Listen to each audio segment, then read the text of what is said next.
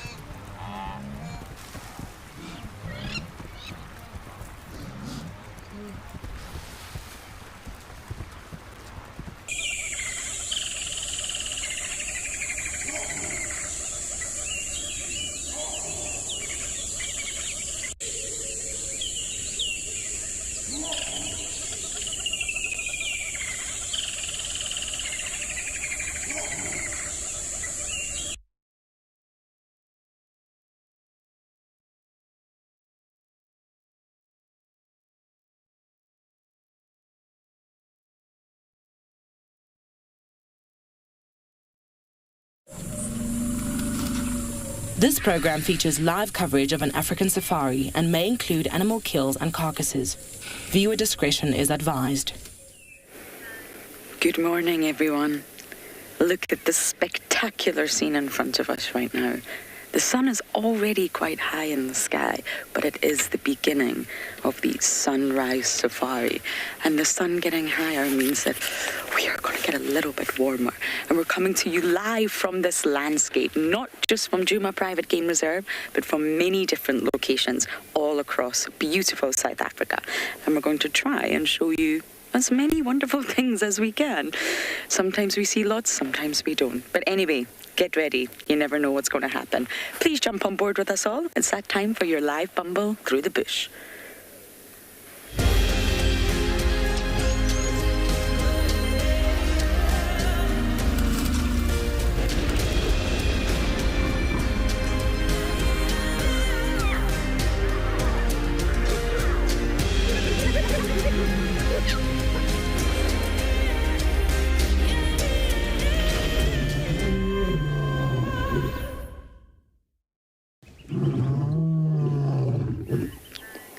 Welcome on board, everyone, to Wendy at least. I am one half of the Juma feeds, and my vehicle is Wendy. She's comfortable, a bit old, a bit bumpy, but anyway, welcome on board. It's good to have you here. These scenes in front of me are just absolutely breathtaking. Wow, that orange of the sky. I should probably stop staring directly into the sun. That would be a really good idea. My name is Lauren. I do have info on camera today, and we're sitting on quarantine, one of the best places to start morning drive, to listen, to smell, and to look to see if we can see any tracks around us. Because it's winter, it's colder, and sound actually travels a little bit further. We can hear lions calling, we can hear hyenas whooping, and a hyena almost knocked Tristan off his feet this morning, yes, ran through camp, and then obviously realised, oh dear, the humans are awake. I haven't timed this very well. I think it was Swazi, but it was running very, very fast. So before I forget, everyone, this safari is happening as you see it. It's live. That's why things can sometimes go wrong. People fall out of vehicles, Tristan, and sometimes people drive into trees. It happens. But it's live and interactive, so please do talk to us. This is your chance to ask any questions that you want to know about all the different landscapes, habitats, and ecosystems that we are going to show you today. So there's a number of ways to do that. You can use the hashtag Wild Earth on Twitter, if you like Twitter. If you prefer the YouTube chat, you can use @FC, @Final Control. Or you can head over to the Wild Earth website, register, and submit your questions under the live safari page. But if you're under 18, kids, we want to hear from you. You guys are the future after all. So you will submit your questions via email, and the email address is kidsquestions@wildearth.tv. Oh, the sun's getting higher already, can you see that? Let's just take a moment to enjoy this beautiful scene in front of us.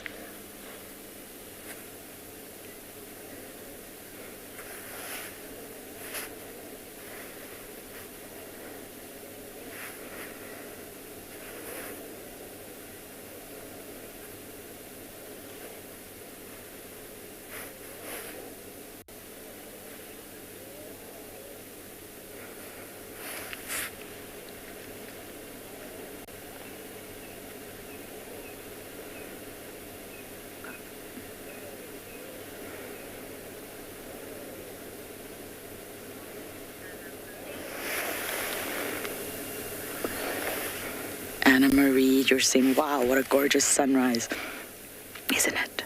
It's still quite high, but Impo's done an incredible job of capturing this scene. And look how high the sun rises and sets so quickly. You know, you really do have to stop and just watch the scene unfold, because in the blink of an eye, it's over. And I love sunrise safaris. I think the mornings are my favorite if I had to choose. And there's no better way to start it than watching the sunrise.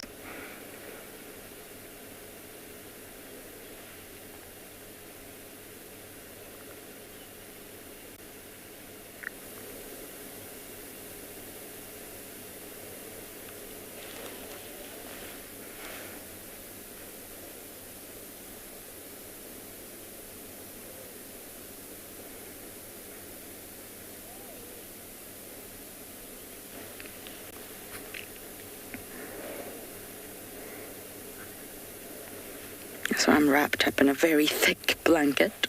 It's chilly, but I'm hoping it warms up at least here in Juma. So talking of the weather, let's go and check it out. See what's happening today across all our locations.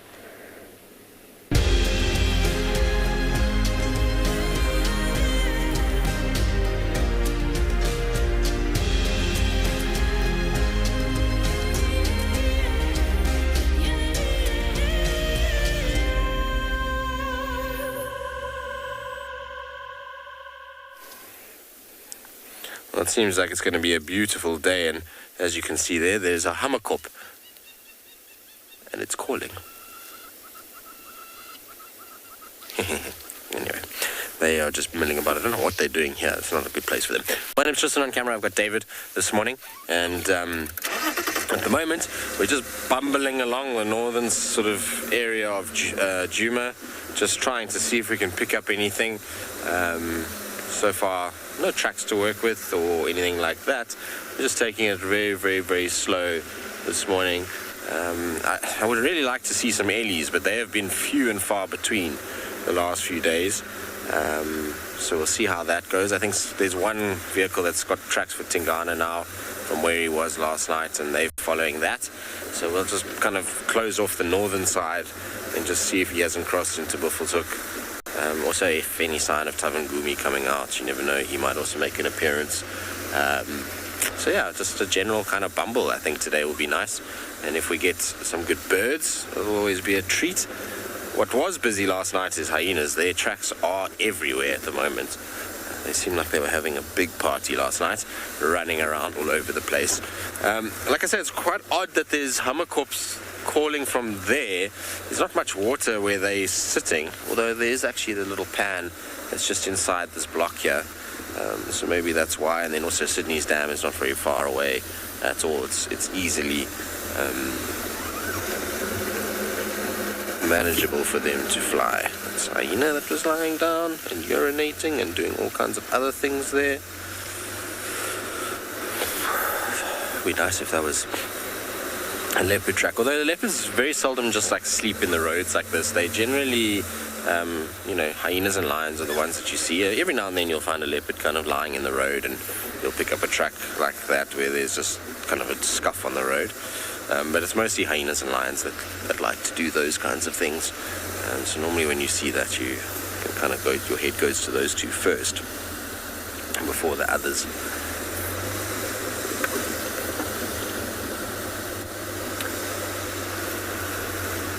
I wonder where the dogs ended up. This is where we had them yesterday. Probably on the other side of the world by now, knowing them. All right, well, we're going to carry on bumbling. We'll see what else we can find. In the meantime, though, off to Clive to say good morning.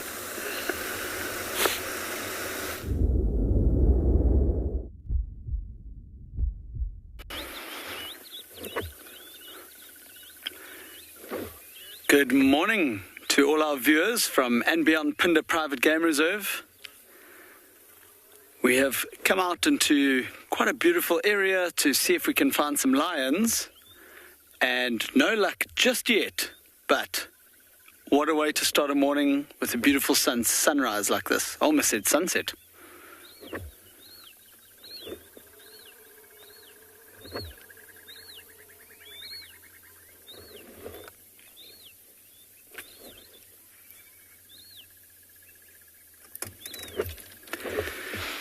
My name is Clive. Behind the camera this morning we've got Owen.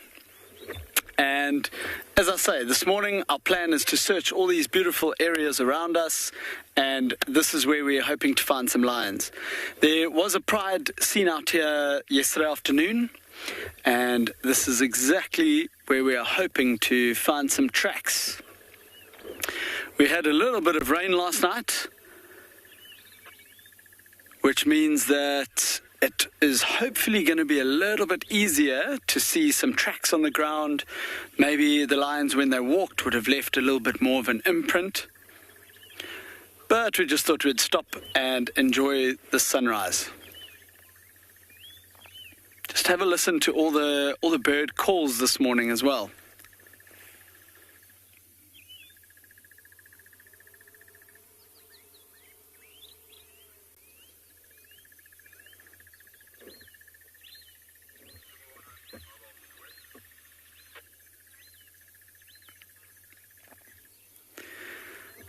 Matthew, I agree. It really is simply wow. I'm glad you are seeing it nicely on the screen as well.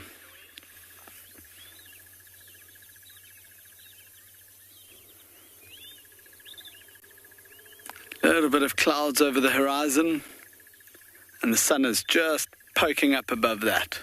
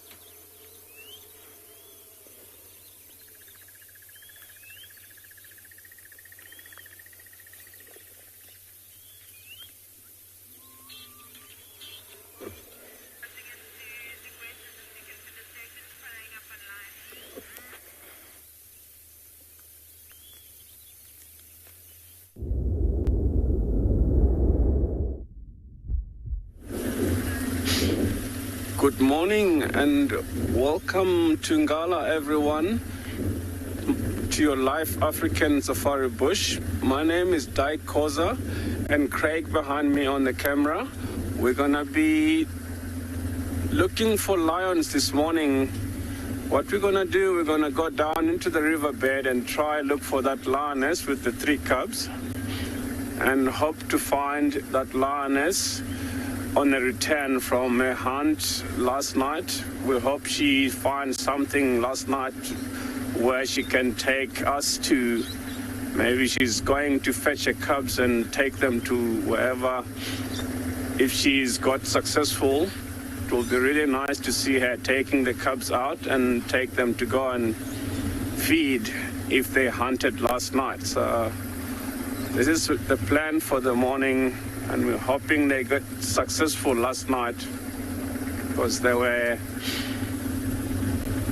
hunting and saw the tracks headed in the block somewhere and they never came out. So we hope they found something last night that we can look up to.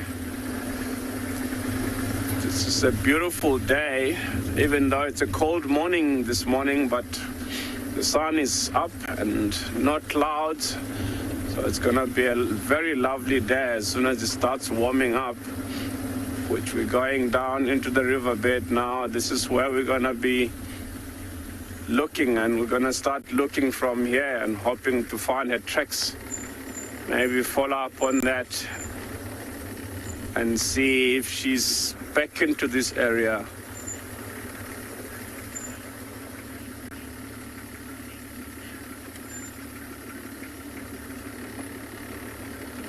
Yeah, it's a beautiful day because the sun is up and hoping that the lions are active, because this is about time that they come back to their cubs if they went hunting last night.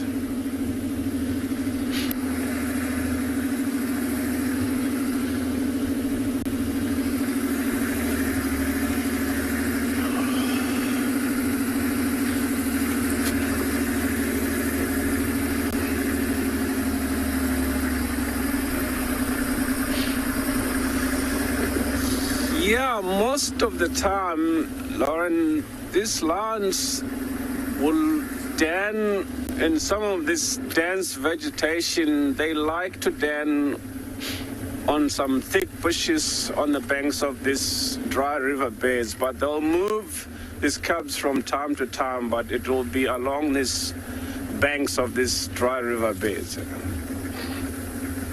because it's much more safe for their cubs.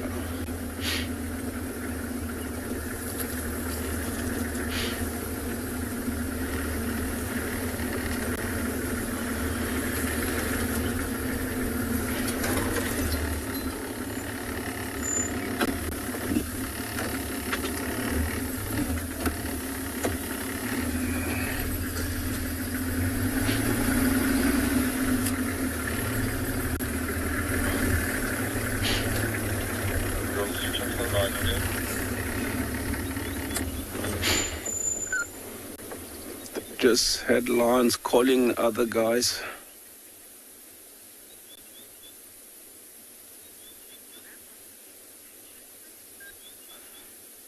Yeah, we're just gonna wait here because the other rangers have had lions calling, and then we're gonna go over to Juma with Tristan and see what she's found for us.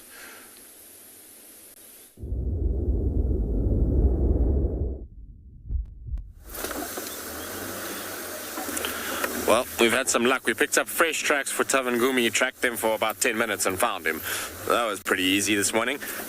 You know when you hit the main road here and the tracks are on top of the vehicles that you are close. So we were just following those and he just popped out. Well, actually an Impala alarm called at him right next to us. And we picked him up walking through. So he's covered a bit of ground, looking pretty as ever. I wonder how much we're going to get of this guy because he's relaxed and because he's kind of walking around in certain sections. I think we're going to hopefully have a fairly decent time with him, and we're going to find him fairly regularly. It's been pretty constant the last few weeks. I mean, we haven't seen him every day, but there's been tracks for him a lot of the time, and so you know it's a cat that is at least followable, which is and trackable, which is a lot more than what I can say for Mulawati some days. What you got there, boy? Are you having a little drink? Or... I think he's having a little drink by the looks of things. Or a sniff. No, he's just sniffing out. I don't think there's actually water in there. I just saw some mud and I thought maybe, just maybe, there was. Oh, he's a beautiful leopard though. Like I say, these days at the moment, if we just keep looking in the same sort of sections, we seem to pick up his tracks fairly regularly. He's walked quite far since Lauren had him yesterday. He was, right up at camp, and now we're crossing into Simambili at the moment, heading towards kind of One-Eyed Pan area. For those of you that'd like to know where and have maps and understand the lay of the land, so we're heading that direction. Just going to go through a little bit of a thick patch here, which is a little uneven and not very pleasant, but we'll hopefully keep up with him. The road's very close, so I'm hoping he's going to go to the road and then go to the pan, because it will be beautiful if he goes to the pan. Such a nice open little pan that for these cats to drink at and for us to view them. I know Tingana used to go there a lot, and actually has been going there, so it's strange to me. Oh, look at that light on him.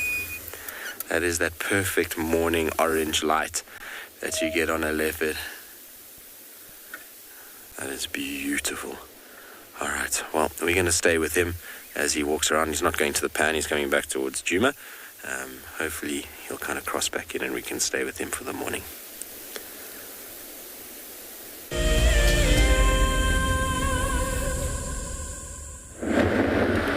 If you love to watch Wild Earth, then we are inviting you to join our Explorers program.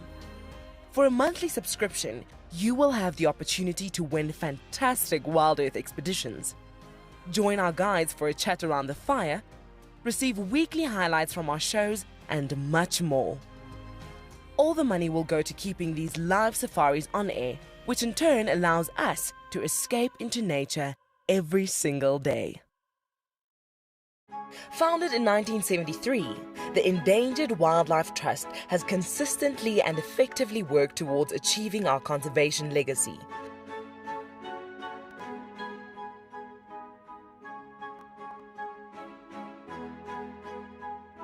Contribute to this legacy by visiting EWT's Get Wild eShop and purchase products with a purpose.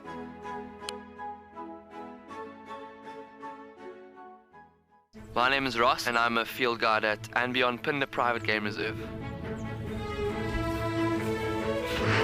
I love getting questions from guests on Wild Earth because I love sharing and learning information about nature with new people, and it also makes me feel like you're all joining me in real life. If you want to ask a question on Wild Earth, then you need to register on our website. Once registered, go to our live safari page and submit your question below our live feed. Guys, have a look at what we've got. This is better than my birthday. Look at that. This is the first time that I ever see cubs this small. This is so special. This has officially just become my best sighting of all times. Tune into Wild Earth every single day. It's in your nature. Hello everyone, my name is Trishala and I am a naturalist and safari guide here in Djuma Game Reserve in the Sabi Sands in South Africa. I think that the information that we provide, and most importantly the questions that you ask, give both you and I a really good idea of what's going on. My friend Fernando here, he's a flat-necked chameleon and I love them. They're just these gems that you manage to find in the bush. Catch up with the guides daily here on Wild Earth.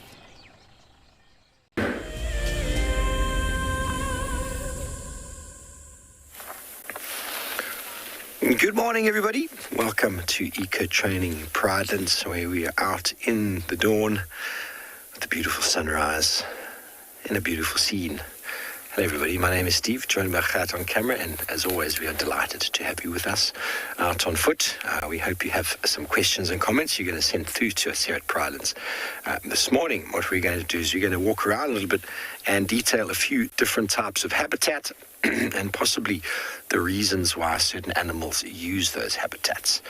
Now when you come to the wilderness, you come to the bush and you want to find an animal, they're generally very habitat specific. So we detail what a habitat is specifically, why things occur in that habitat that are preferences for those animals.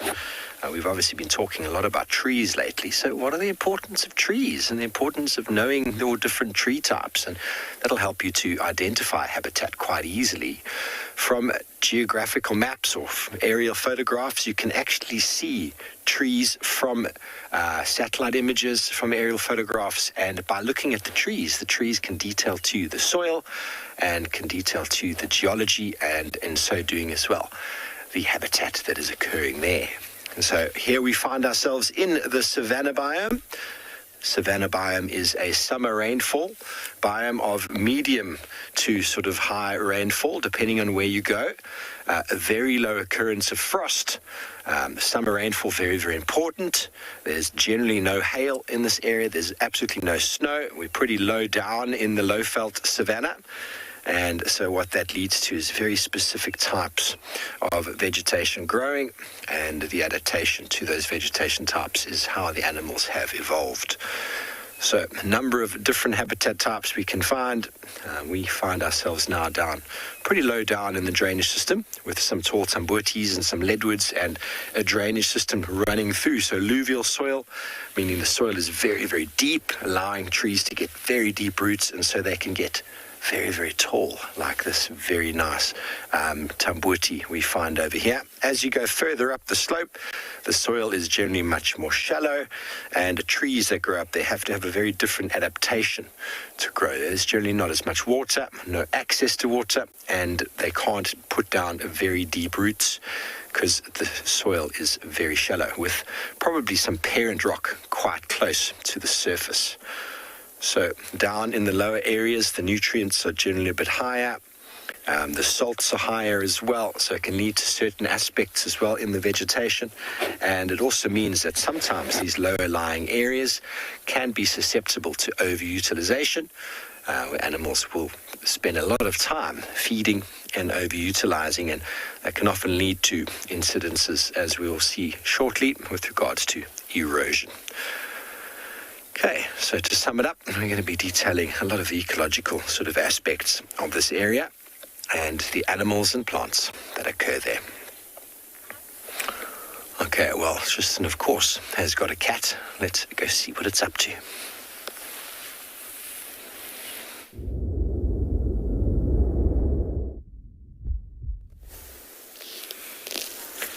We do indeed, and he's just sat down for a little bit and is having a bit of a grooming session. Taking it very easy. I'm super excited that we managed to find him as quickly as we did. I was kind of hopeful that we would get some sign of him up the side. It was just a kind of random sort of mission up here in the hope that he'd come back to where we've been seeing him a lot. And luckily for us, we managed to find him pretty quickly. If we hadn't found him when we did, it would have been quite tricky to find him in here. It's very dense and very thick, and while it looks easy now, if you're not paying attention in here and you kind of just drive past, you would quickly lose him. And the way that he moves is so erratic that tracking him is quite tricky. He does these kind of random movements of direction. He's not as territorial yet, which means that he's not walking nice straight lines, scent marking on roads. Generally, he's zigzagging a little bit. Oh boy, that is the laziest scratch I've ever seen in my life. Now, there is lions roaring very, very close to us. They sound like they're behind us somewhere, but not far from where we are right now. So there's always that potential of arriving, but I think they're going to head into Simbambili, those lions, by the sounds of things from the guys that are on the radios. Seems like they're saying that those lions are crossing that way. He's of little concern for him. I mean, as long as they're not right next to him, he's not going to worry too much. But he has had his nose down sniffing, so I don't know if he's maybe picking up the scent of Shadulu or Kara. It's an area where they spend a lot of time and are constantly kind of moving about, and maybe this is a scent that he's picking up in a kind of attempt to start following them. But he's a nice cat. I mean, looking at Tingana yesterday and looking at him, he has got a little bit of growing to do. Tingana's not his massive, powerful self that he was at one point. You know, Tingana's unfortunately a bit of weight and muscle, and he's not small, and he's still in good condition, but he's not a power unit that he was, 5 years ago, 4 years ago. So Tavangumi is not far off that now, but he's still got just a little bit of bulking up to do until he can match these really big boys. But he is big enough for sure to start holding a territory. This is not a small cat. In fact, I'd say he's probably, about to give him a size, he's probably quite close to what Hukumuri was when Hukumuri was even dominant. So he's at least got enough size to be able to actually, compete and take a territory. And he's pretty much at the moment just taking what's Hukumuri's, which will be perfect for us to have him kind of making inroads. And if he can go all the way to quarantine, then we're winning, that's for sure. Beautiful cat though, isn't he? Magnificent eyes, and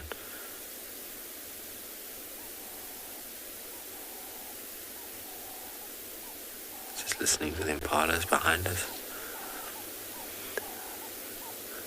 So Lisa, they can already start mating at like 3 years old, even 2.5, but generally that's not the case, because obviously they kind of getting pushed around by the bigger males, and mating causes audio, and that attracts bigger leopards. So most leopards are only mating when they're kind of 4 and onwards, but some every now and then are sneaky and can get it done, around 3.5. White dam male in the southern Sabi Sands, around Sabi, he was mating very early on. Look at this guy, he's giving himself the best wash. He's so cute. What are you doing, boy? Maybe he's been walking all night, since Lauren and David had him yesterday evening, and so he's just wanting to make sure his coat is as clean as possible. But look how pretty these animals are. You never get tired of seeing these coats. Okay, I'll be off again. Right, we're going to try and keep up with him. It's going to not be easy in here. Where he's headed is then difficult.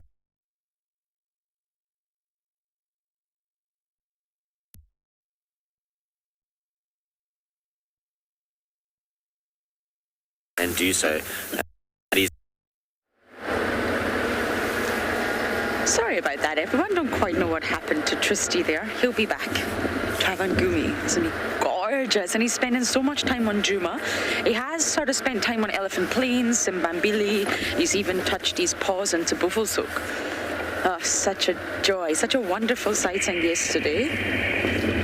And I mentioned he reminded me of Hosanna, not relation or anything like that. Davi and I were just saying to have such a strong, fit, healthy-looking young boy. He's young, just over 3 years, and so relaxed. I mean, he came up to the vehicle.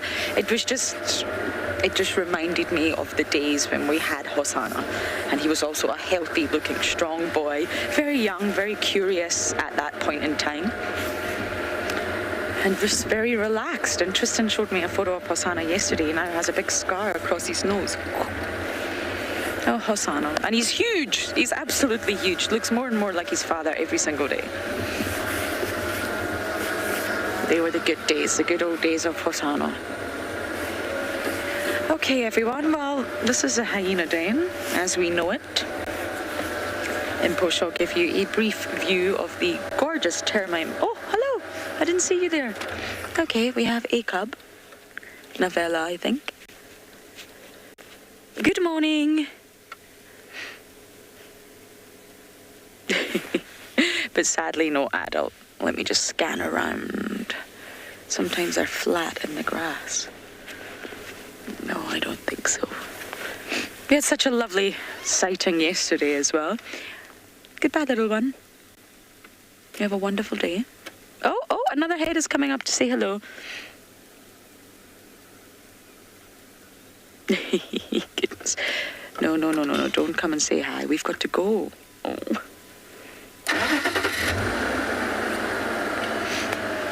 Bye, guys. I'm sorry. Breaks my heart every time. Jane, you're saying the cubs are already so big. They are. Sophie and Tima's little one is still so small. If we were to put him next to Shambulu or Ngwazi. Okay, we're going to drive away, but Impo's just going to give you a moving last view of our gorgeous little cubbies. Oh, don't look sad, guys. We'll be back soon. Oh, they're so curious, you know. They love to come and greet the vehicle. Excuse me, but my nose is running.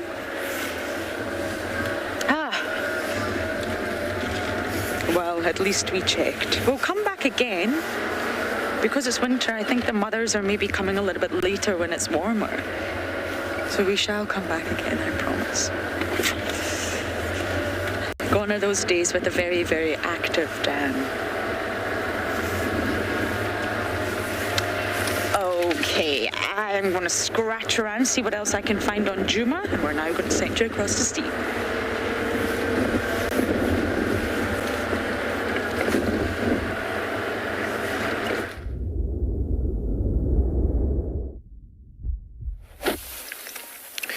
Welcome back to the drainage system here on Red Earth, the tall riparian trees. Now, the word riparian basically just means trees that grow along a riverine system.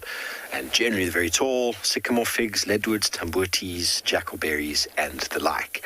So in this lovely little drainage system, talking about habitat, what animals do you think will occur here? Or what animals do we know that like to hang around rivers? There's definitely birds. I'm not 100% sure what bird feather this is. I'm going to try and find out, but a very camouflaged bird. Definitely very camouflaged. I'm no expert at identifying one feather at a time. A friend of mine, Lee Gutridge, is busy doing a book on bird feathers where he's got the entire wing, all the feathers labelled them 1, 2, X, 5, 4. A whole lot of work going into that. But one thing we have found on the floor, which animal we do find in these drainage systems, is an owl. Obviously, it's not an owl, but it's a little owl pellet. And we found one the other day just down the way. It's going to dust. Oh, my word, look at that. There's a whole skull. There's a whole skull over here of an animal. I'm just going to need 2 sticks.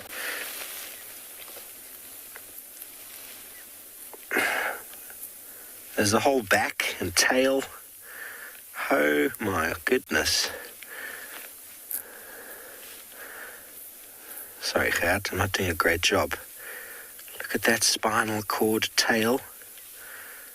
I'm going to use my hand here.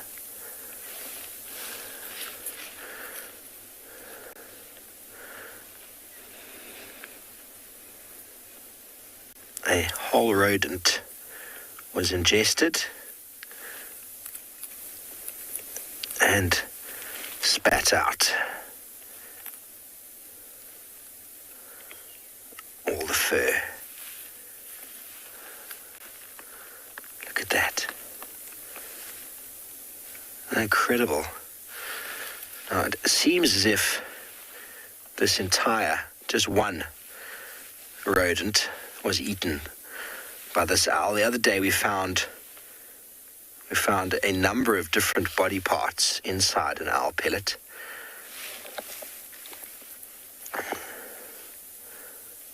Leg bones, fur, ribs. I think we got the best of it out there. But look at that.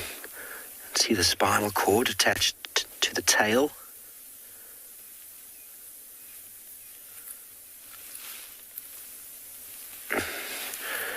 Isn't that spectacular? Not so spectacular for this little rodent is the upper jaw and the double lower jaw with all of the little molars and then all the gnawing teeth there at the front.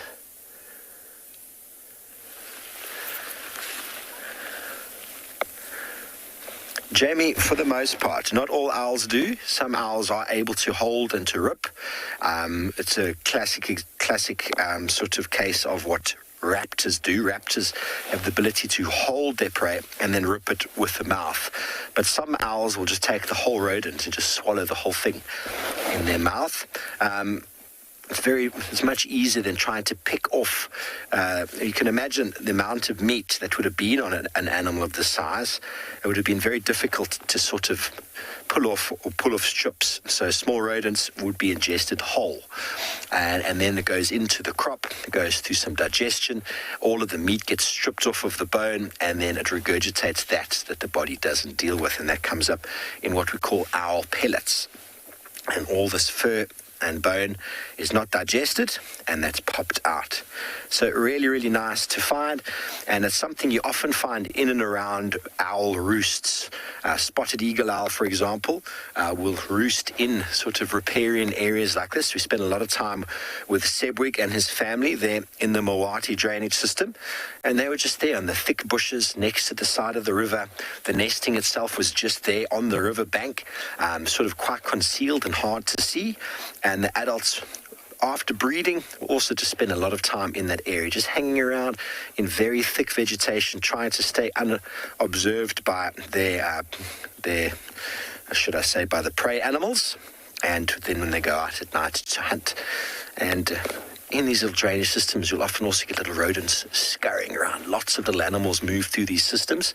Obviously, the owls can range far and wide from the drainage system itself to feed, but then they'll come back here, spend the day in these sort of areas, and that's where they'll obviously do a lot of defecation, regurgitation of these pellets. So when you find a number of these pellets, you know that the owls are actually roosting in that area specifically. And if they've been breeding, they will be there for quite some time, because they're very defensive of their chicks and of their nest. It's very, very cool. It's lovely to see these little tracks and signs in the wilderness. It just gives you an indication of who is about, excuse me. But we're going to carry on and see what else we can find, because it's really nice being down in the drainage system. So one of the most important habitats, I think, in this system, because just up the way over here is where we had the lioness and her cubs a few months ago.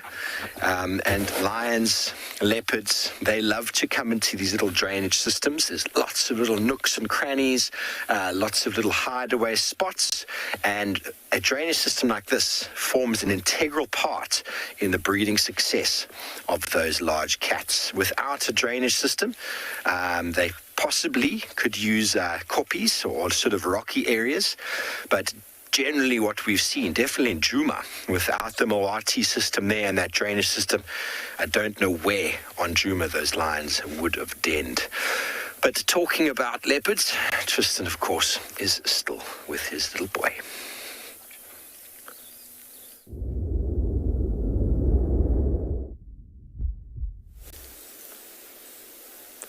Well, we do have leopards. We have a hyena that's being chased by Tavan Gumi.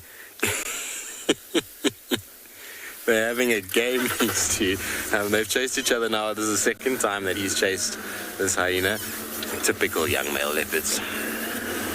They're all the same. They all have this side to them where they're naughty and chase things and just generally cause trouble. Just trying not to put feathers everywhere and puncture my jacket and David's jacket. It's incredibly thick in here and very difficult. So driving, there he is, he's right here in front of us. There's a beautiful little mound that I'm hoping he goes and sits back on. But he's, I think, just trying to send a message to this hyena, leave me alone. I don't want you following me. Ultimately, you can imagine these poor leopards, how many times these hyenas chase them off their kills. And he's getting to the size now where he can afford to be a bit like this and be a bit brazen and kind of bully certain hyenas because of his kind of... Oh, we're going to just lie down there. Okay. I'm going to try see if I can get to him.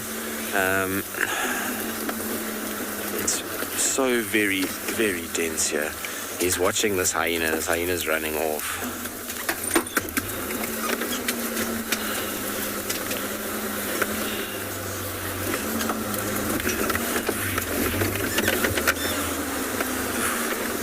This is not a friendly place, this.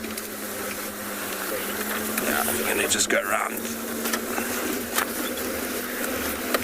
Safari Kitty, so Tavan Gumi is basically place of the klipspringer.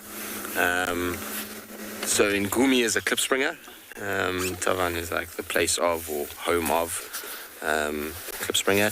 It's actually not, he's not named that because he kind of stayed where klipspringer stayed. He did indirectly, but just to the east of Singita's Boulders camp, there's a little rocky outcrop there called Tavan Gumi.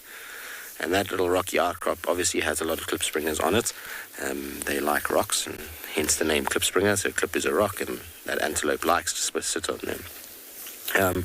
So he comes from there. He was born around those rocks and spent most of his life around there, between the lodge and the rocks. And so that's why he was given that name, Tawangumi. But yeah, the area that he comes from, that little rocky section there, is possibly one of the most beautiful spots in the Sabi Sands. A beautiful, beautiful little rocky section, and perfect place for a leopard to raise its cubs. So I'm not surprised Scotia, which is his mom, decided to kind of put him there. Now, when I say Scotia, there's obviously a lot of you get a bit confused because there's actually two Scotias. So there's Scotia, the original Scotia that I know very well, which is the one from Lion Sand, Sabi, that area. And then there's the newer Scotia, which is the one that was born in the western part of the Sabi Sands and then moved in towards Singita when Ravenscourt disappeared. Well, not disappeared, when she died. So there's the two different Scotias, but this is the newer Scotia, so Scotia 2.0. That is his mom. And then his dad, for those of you that haven't seen him with us before, and we were talking about it before, is in Nyaleti. This hyena's coming back now. Look at him, look at his ears. Wouldn't be surprised if he chases this hyena again.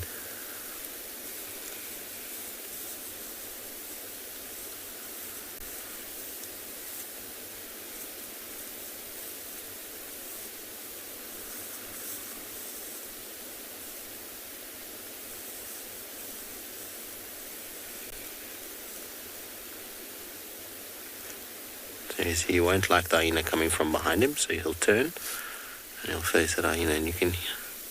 No, you.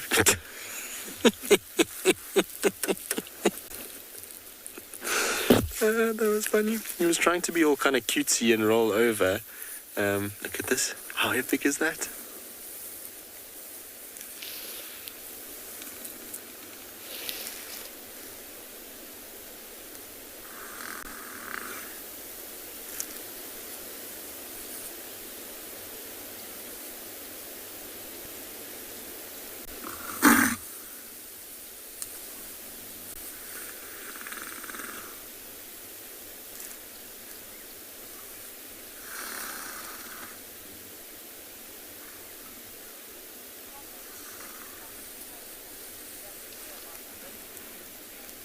Lilipan, hyena won't care about the leopard. Just listen to his grumbles.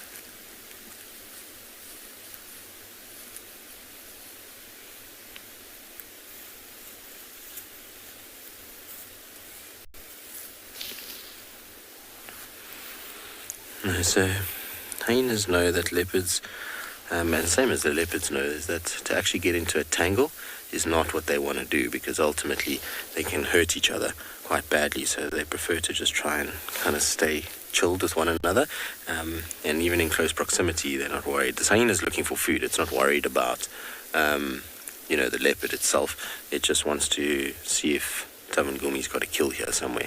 So that's why it's sniffing around, and it'll come back again.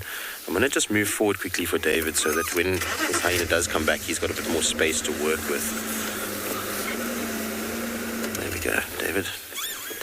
Get that silly branch out of the way. But just now I was laughing because he was trying to be all kind of cute and roll over on his back, and he put his head straight into the stump on the right there and almost poked his own eye out. But here comes the hyena. I'm just going to keep quiet so you can hear the audio for this.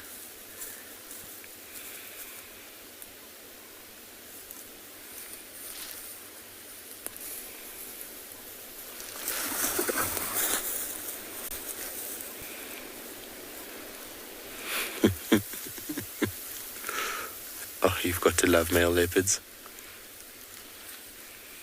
Young male leopards, particularly.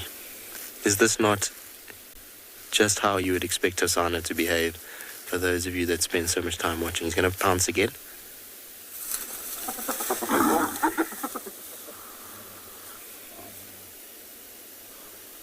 This is insane.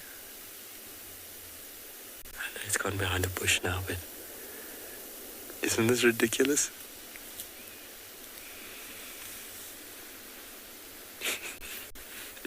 At some point, one of them's going to give up.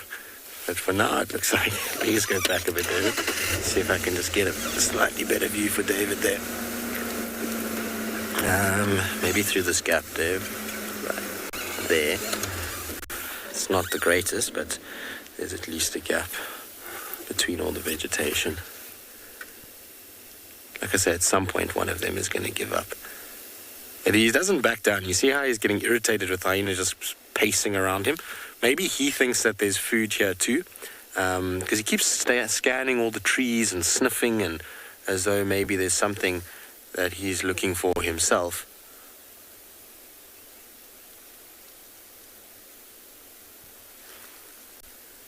I think he's going to just lie down. All right, let's try and get around there. How epic was that?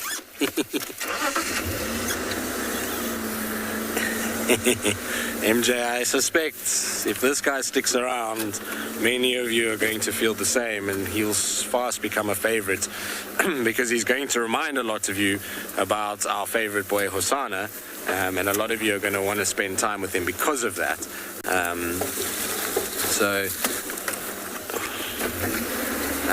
I wouldn't be surprised that he becomes a favorite of a lot of you. This is not ideal in here. Could have chosen a better spot though. Let's try and get over this bush willow.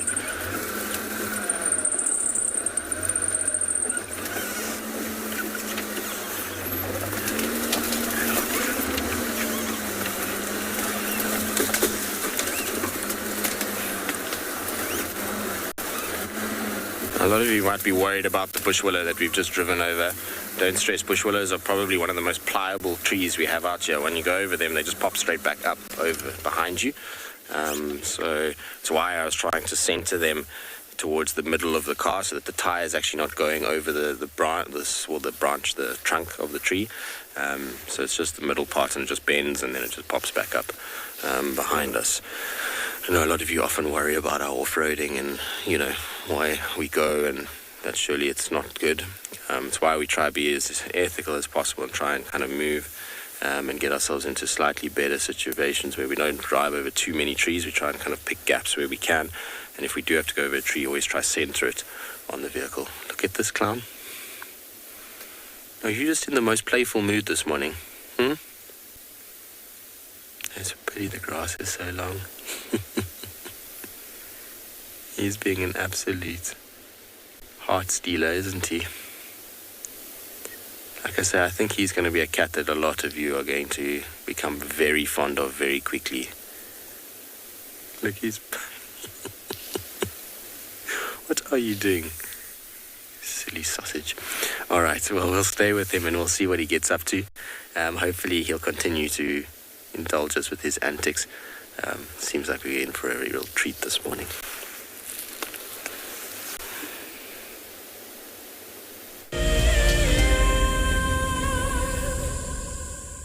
Every creature in nature has been blessed with a mother. There we go, there we go, there we go, first on 4 legs. Oh my goodness. For most African mammals, motherhood starts by giving birth, surrounded by danger. Look, it's kicking, it's struggling, trying to get out. It's like, Mom, I want to be out, I don't want to be in here anymore. How incredible. Babies need constant attention from their mothers as they explore the world around them. As that little buffalo takes its very first steps in what can be a fairly cruel world out here for a young herbivore. Accidents are bound to happen, but a mother's love and sympathy provides comfort. Oh, careful, careful, careful. Oh no. Oh, it's okay, little one. If you want to find out more, Then sign up to be an explorer and join Tristan and Lauren at the fire on Sunday the 9th of May to celebrate our wild mothers and the countless difficulties they overcome.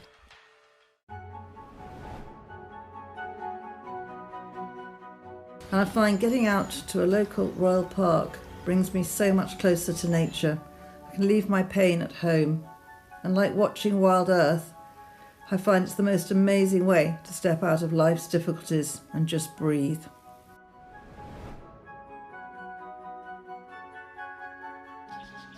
The chirping and fluttering of these Java finches at the feeder in our garden helps us start each day joyfully in connection with nature.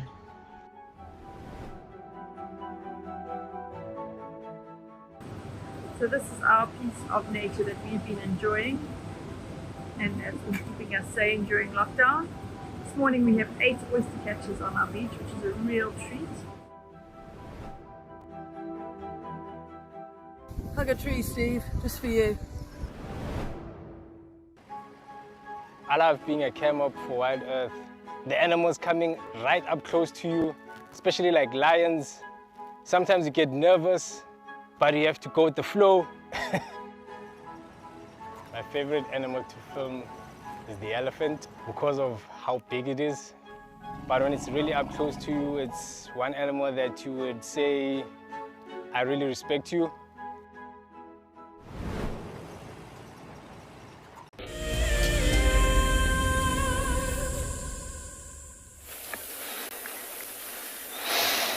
Welcome back, everybody, to the drainage system. And many of you might ask, what is a drainage line? And it's not very difficult to understand. A drainage line is the lowest lying area in the landscape where the water will flow down. Like, you know, when you have a bath, that last bit of water that goes through the plug, that's the lowest lying area in the bath, and that is essentially the drainage line. Now, the drainage lines are what eventually form the bigger rivers. They start off as very small lines, and they get bigger and bigger as they get lower down the landscape. And what happens is water flows down these, not always, but sometimes water flows seasonally, sometimes water can flow all year through drainage systems, and sometimes it takes years for them to actually fill up.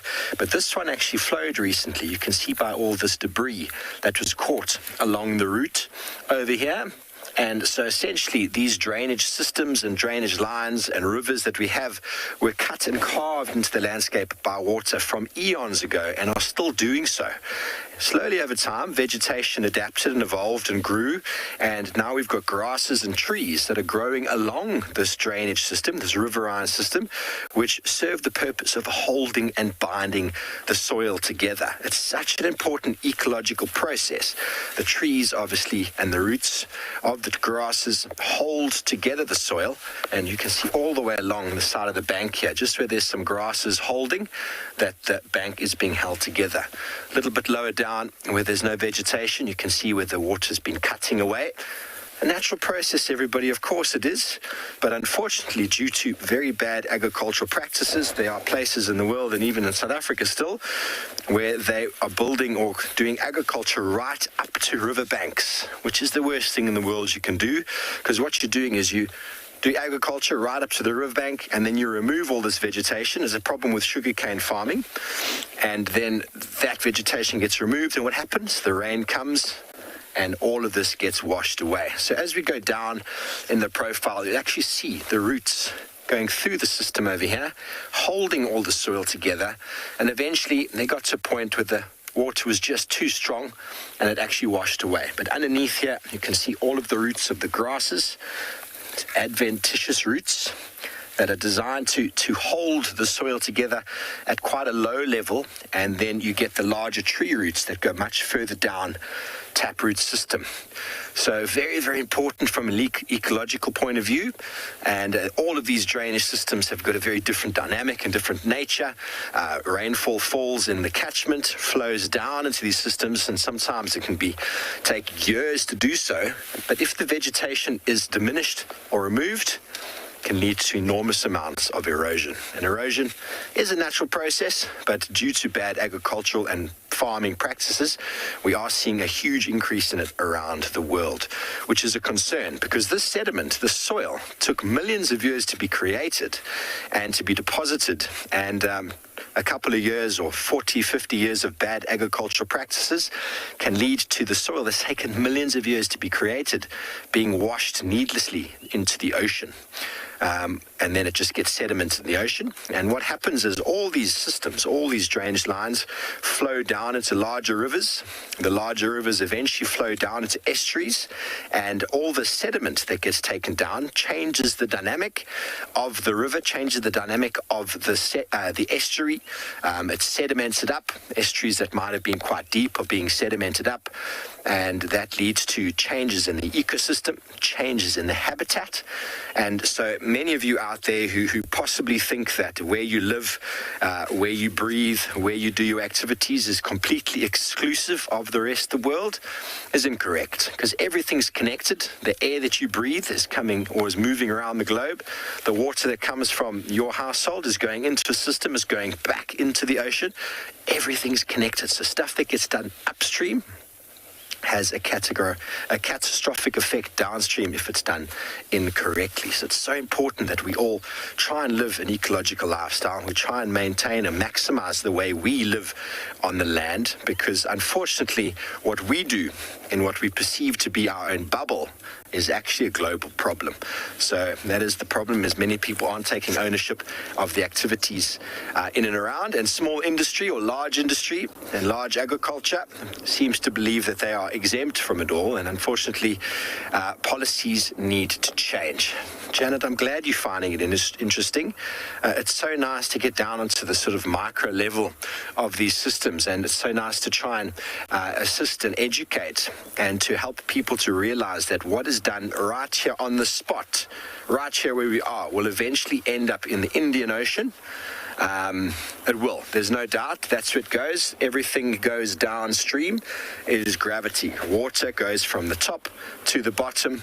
And unfortunately, these river systems around the world need to be protected. Wetlands further downstream need to be protected, because wetlands eliminate flooding or regulate flooding, and they take nutrients out the system. And what are we seeing around the world? We're seeing massive increases in floods, and obviously people aren't connecting the dots.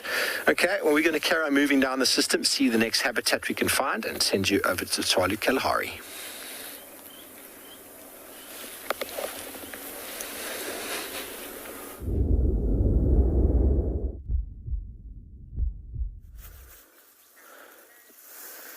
Good morning and welcome to Tswalu. We have found a really amazing thing.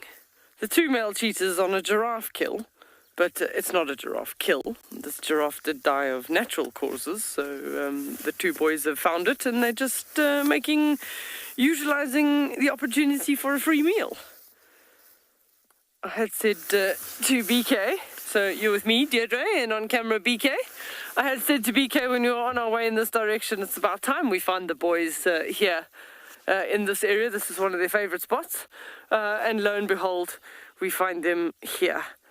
So, yeah, there were reports that just this giraffe was standing at 12 o'clock yesterday and then keeled over, so possibly just old age.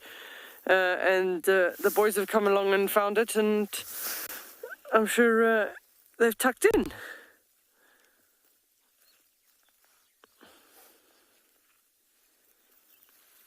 It just looks like they're enjoying the morning sun.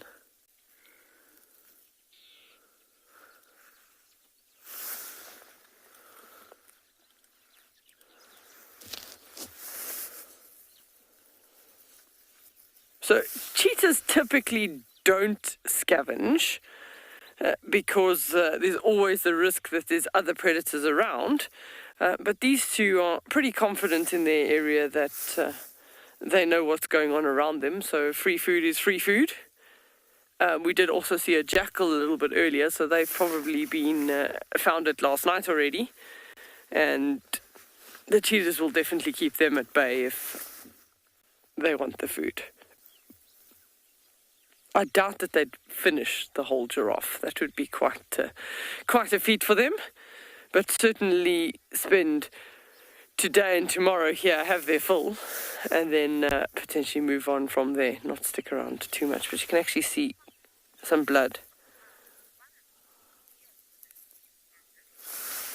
Candace is commenting, wow, what an awesome meal for them. Absolutely. It's one that didn't require any hard work from their side. They're just on their regular territorial patrol and came across this.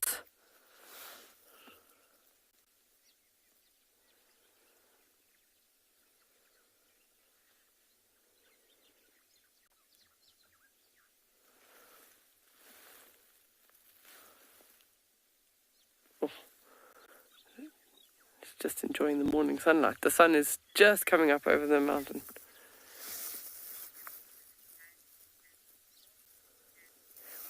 Nancy is asking the question, would animals typically eat others that have died of natural causes? Yes, out here it's about survival. Food is food. It's not a typical thing to see with cheetah. They generally don't tend to do it, but here is a classic example of those that don't read the rule book. Lions will certainly scavenge, leopards will scavenge, hyenas are scavengers, so they definitely will make use of a free meal. Even jackal. But out of all of them, if anybody asked me the question who is least likely to do it, I would say the cheetah.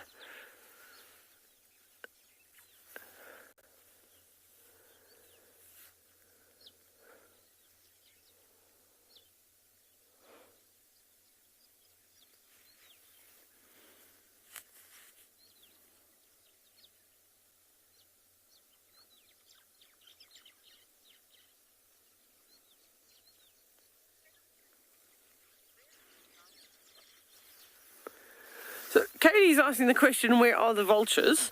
So they possibly haven't flown past and seen this particular carcass just yet. So probably during the day today, we might find vultures that are catching the thermals are starting to see this carcass and then start landing in the trees close by. Enough vultures can actually chase cheetah off kills. I've seen it mostly with female cheetah, females that have got cubs, single females or females with cubs. I've seen vultures put enough pressure on them that they actually leave their food. But we'll just have to wait and see.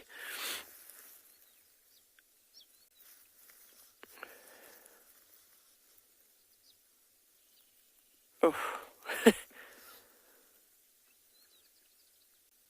It's certainly a first for me. I've never had cheetah on a giraffe kill before, or a giraffe natural death, should we say.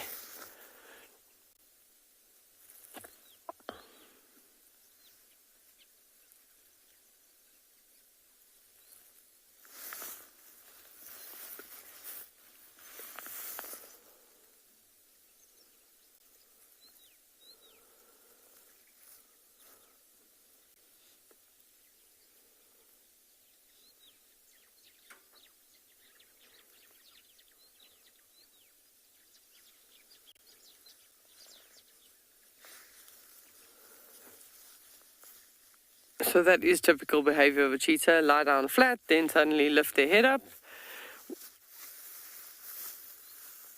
We're going to send you across to Tristan in the meantime, who's still following his big cat. We'll stand by here to see if there's any feeding activity.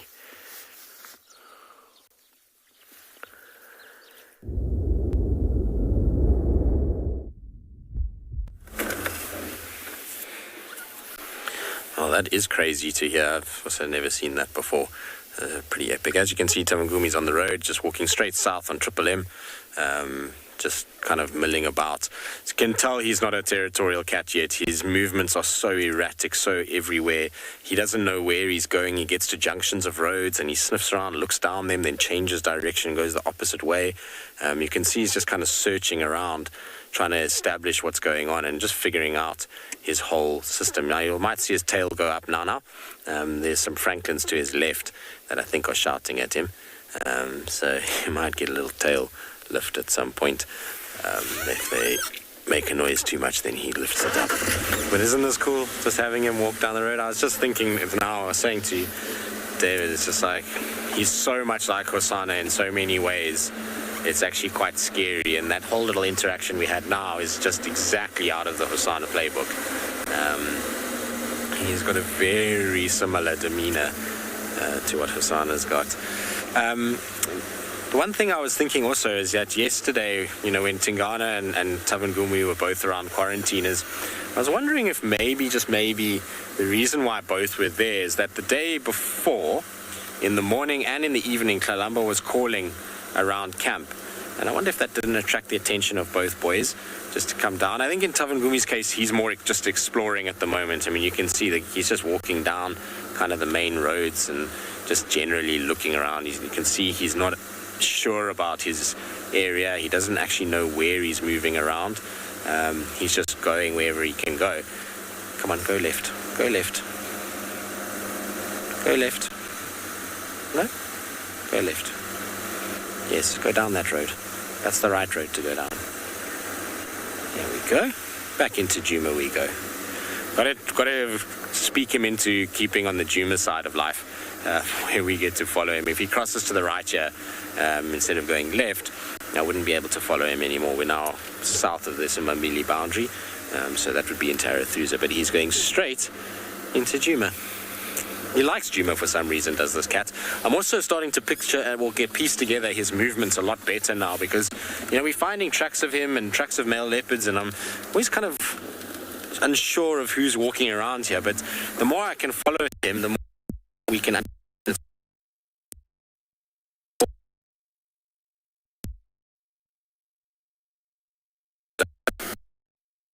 So how he's going. He did get onto the road by impalas shouting at him, and that's why he's done this big loop around. All right, we'll keep following him. We'll see where he goes. In the meantime, it seems like there's spots everywhere, so let's send you across to Clive.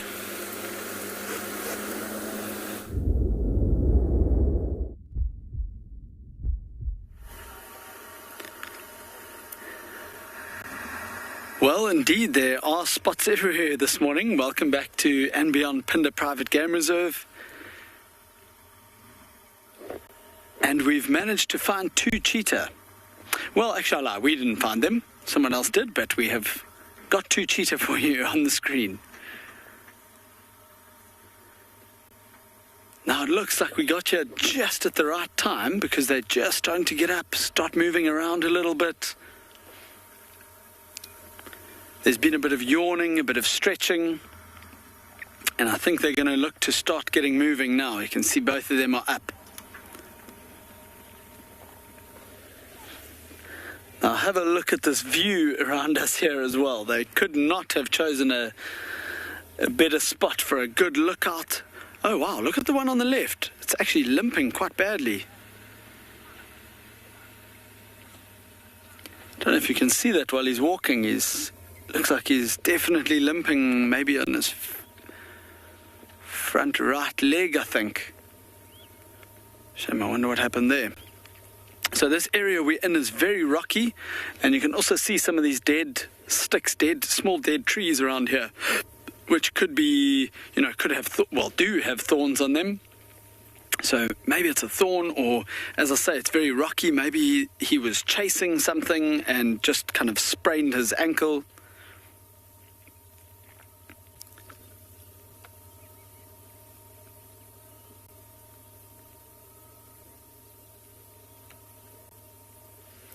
But what an incredible view of them and where they are in this area. If they move just out of our view, it's going to take me a little bit of time to get back to the road just behind me and try and find them again. This area, because it's very rocky and because of these sticks, I don't want to damage our vehicle or get a flat tire. So we're probably just going to have to go back to the road and try and find them again from there. So we'll just stick now. While we can see them, we'll just stick with them.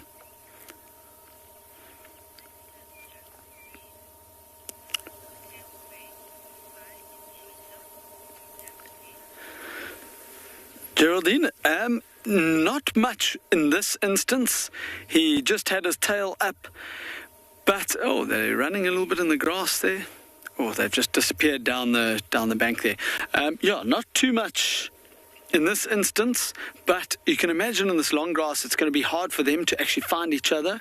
So they would also be looking maybe just for that little bit of movement of the tail in the long grass.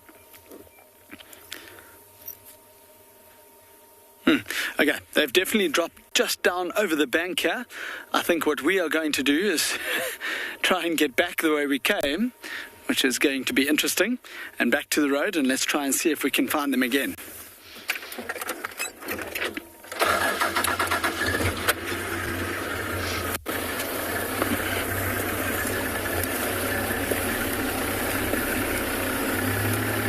This is quite a rocky and uneven area, but we are going to get back to the road, and in the meantime send you back to Tswalu.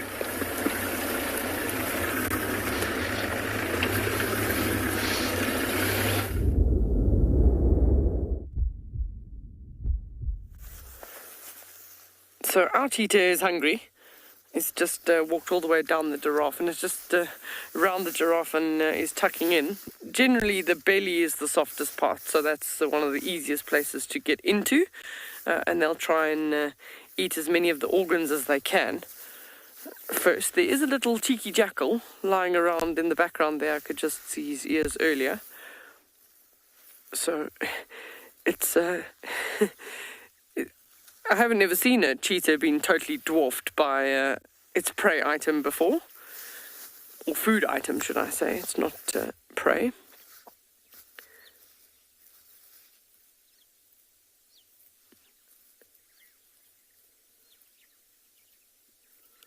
So even though he's got his head stuck in the carcass, he wants to make sure that there's no hyenas coming around, no other predators, nothing else that's going to catch him by surprise.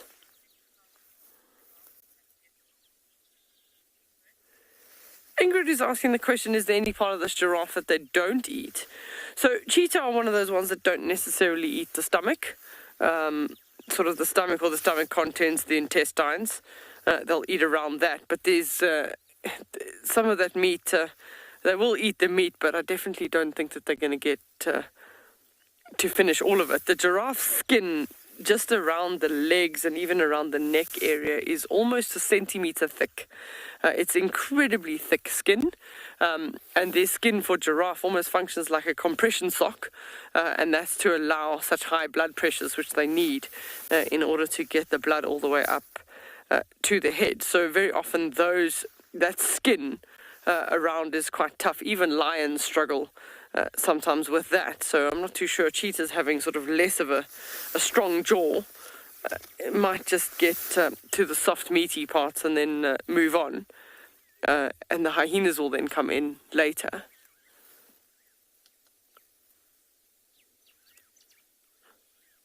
So you can still see, just by the way the cheetah's moving, there's effort required in to get what it's looking to eat.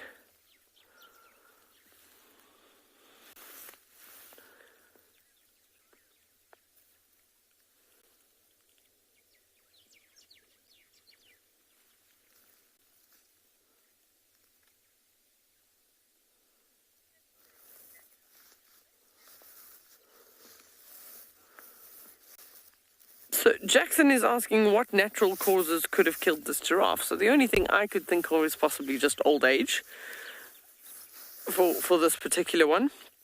Unless there's some kind of a bacteria or something that they have.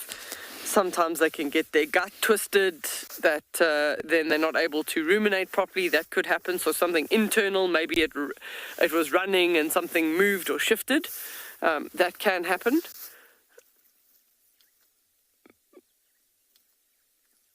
But I mean, giraffes typically live till about sort of 16, 17 years old.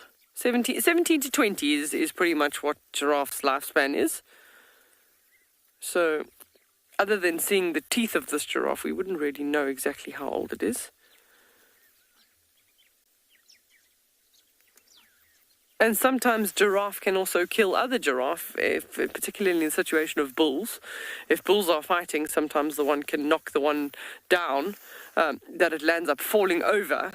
And then because of that regurgitation process that they have in their stomach, they almost regurgitate things up into their throat. And they're too heavy to rock themselves back upright to stand on their legs. They can actually then effectively choke, which is not a nice way to go. But... there's either that or even getting kicked and a kick or a heavy blow from another giraffe to the head can also do that. So we didn't see the giraffe fighting. This one was by itself. It was reported by one of the staff that they saw it at 12 o'clock just sort of standing here, and then by the afternoon it had collapsed. So we can only assume natural causes. We don't think that this one died as a result of a fight.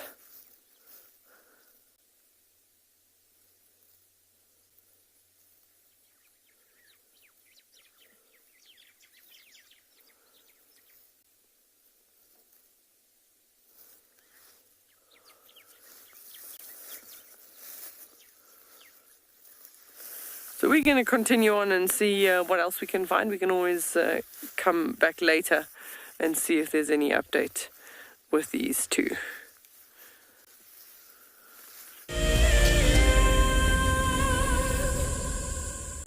Do you dream of an African holiday in unparalleled luxury? Where your days are spent in the company of wildlife and cooling off in your very own plunge pool? Well, this month's prize may be the one for you. Expertly camouflaged into the unspoiled environment of the world-famed Sabi Sand Game Reserve, it's hard not to fall in love with Simbambili. Sign up to be a Wild Earth explorer before the end of May, and you and a friend could be jetting off to this ultimate escape from reality. A luxurious safari and spa getaway wrapped up in one impressive package.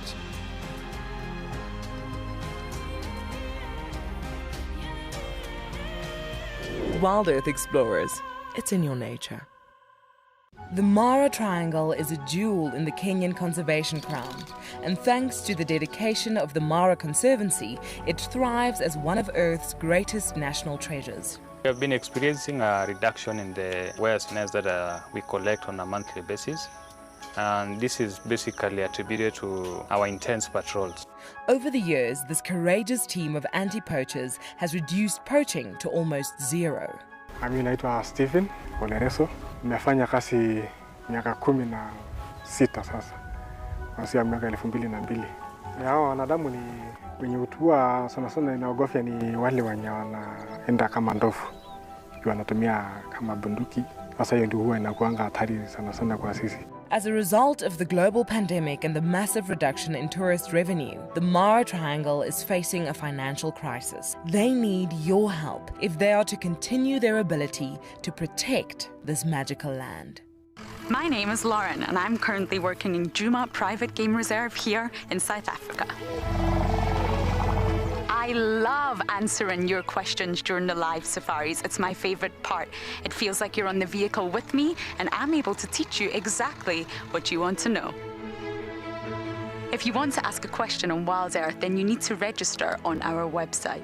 Once registered, you must go to the live safari page and ask your question below the live feed.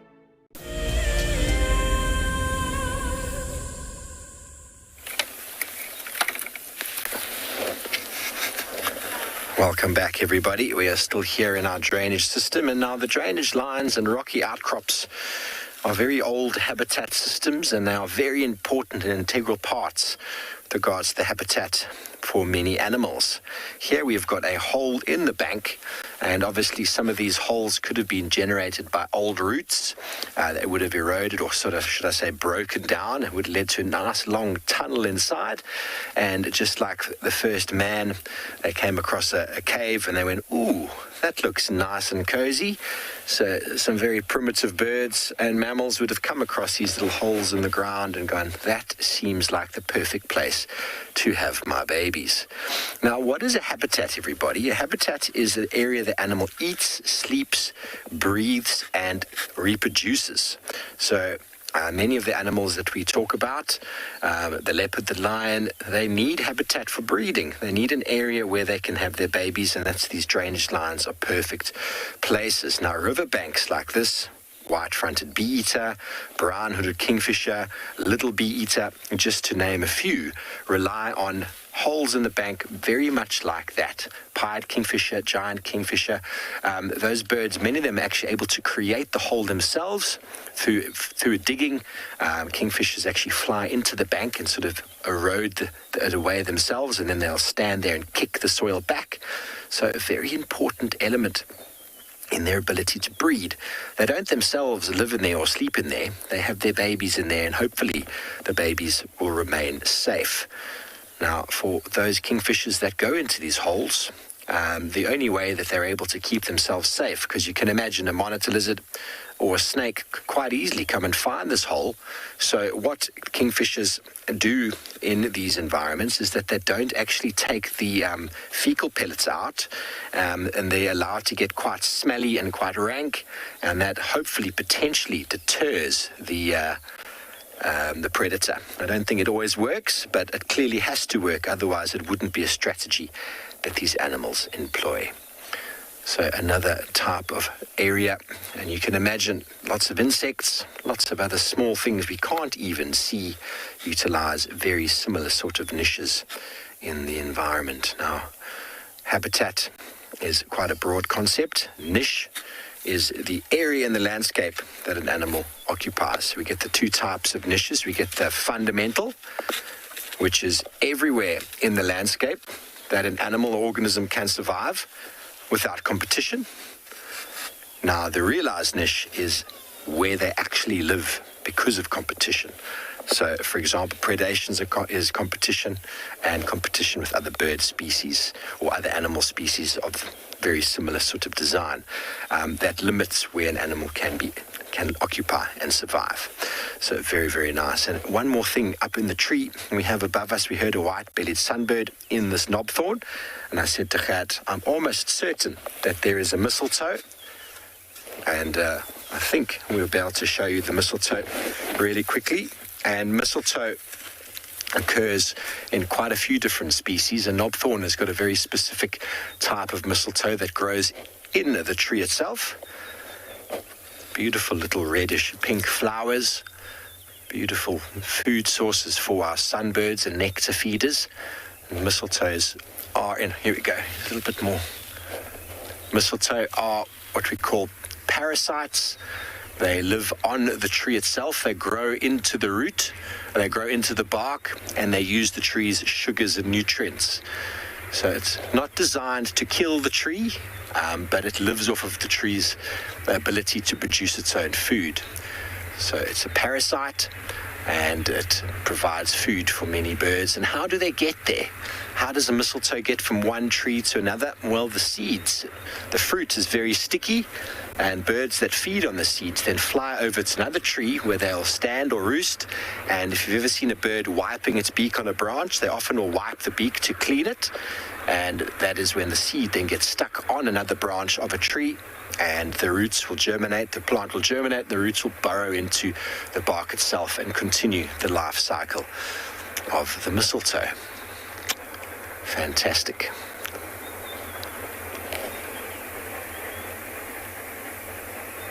A nice food source and a nice parasitic symbiotic relationship. Obviously, it's not designed to kill the knobthorn, to live off of it. It hurts it though to a degree because it's stealing its energy, but it doesn't actually do the knobthorn too much disservice. Okay, well, it sounds like Lauren has had some success this morning with her tracking. Let's go see who she's found.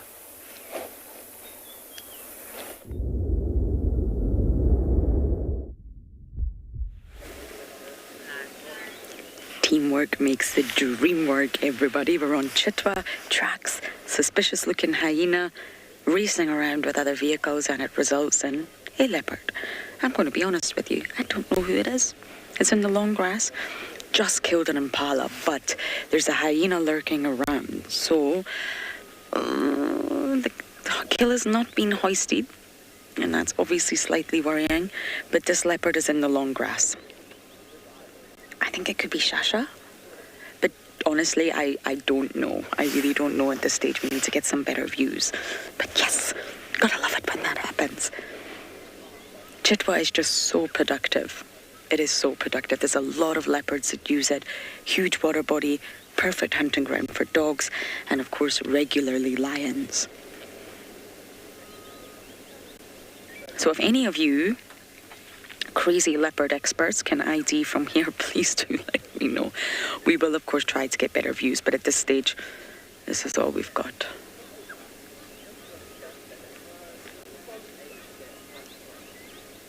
Lucky morning.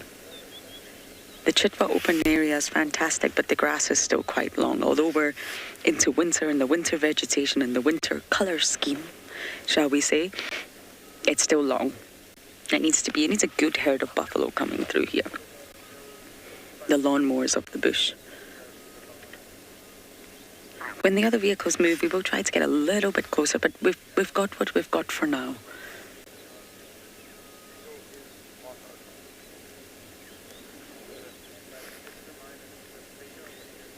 It's amazing when you have a leopard and you don't actually know which leopard it is.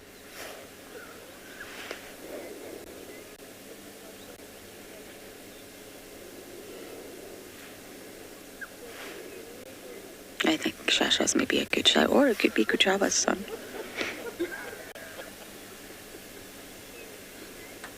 Kuchava and our son seem to be seen less and less together now. He's of course older than Marib's. Oh, look at that. We're really eating this impala. I think it's an impala. Who are you?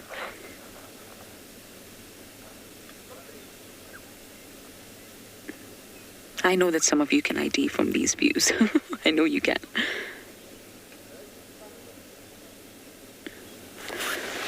I'm not keeping an impala on the ground. I'm going to keep scanning in case I see the hyena coming back. Olivia, you're saying, yay, more spots, I know. Gotta love the spots. But Chitwa, come here, you find tracks, and it's actually for me, in my opinion, it's a really easy property to work for tracking. It's really not too difficult. It's a small property. It's actually my favorite property, I think. And I think there's always a leopard on Chitwa. Whether you find it or not is another question, but I think there's always a leopard on Chitwa. Have we got any IDs yet, Gwen? From our leopard experts?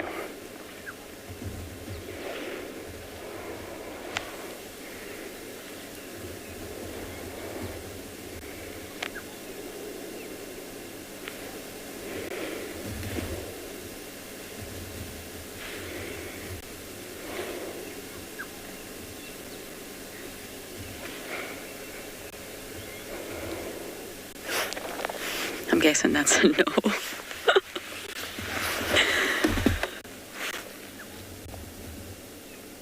I think it'll be hoisted very shortly.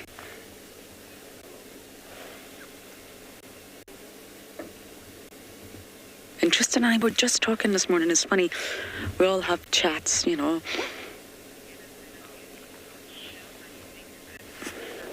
Okay, James Richard needs a better view. If you need a better view, James, we will get you a better view, James. But you think it's Shasha? I think it's Shasha too. But I'm looking at it from very far away. I think this kill's going to get hoisted, and that's a really, really good thing. Tracks for hyena everywhere. And yes, Tristan and I, we all, we're so happy to see one another in the morning. Lots of coffee. Tristan doesn't drink coffee, but, and we chat like we haven't seen each other just the night before.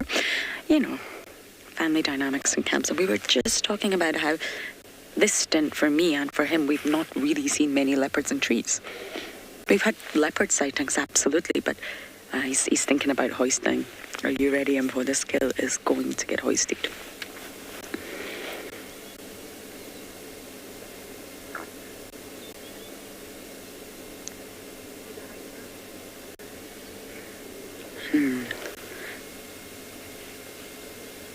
Shall I reverse a little bit for you, Impo? Are you happy here? We're not sure. I think maybe reverse a tad.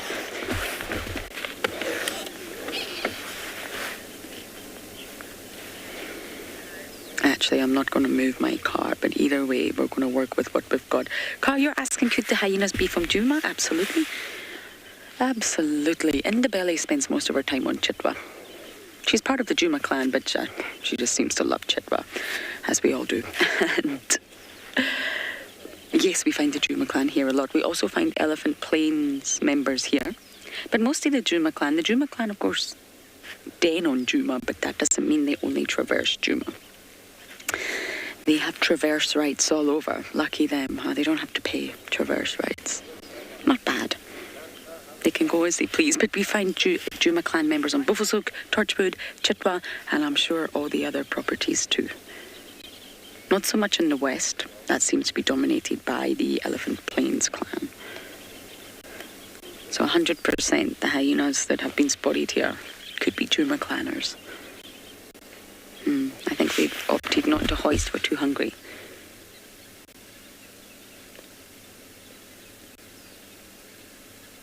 I also can't see the sex or the size of the impala, really. It's very tricky for shows.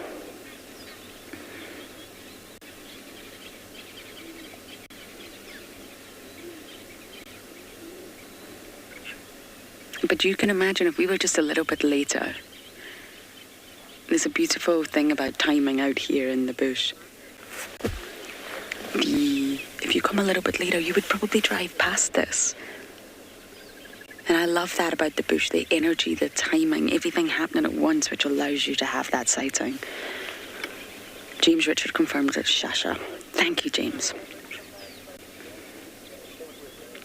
Oh, Shasha's made a kill. It's good to see him.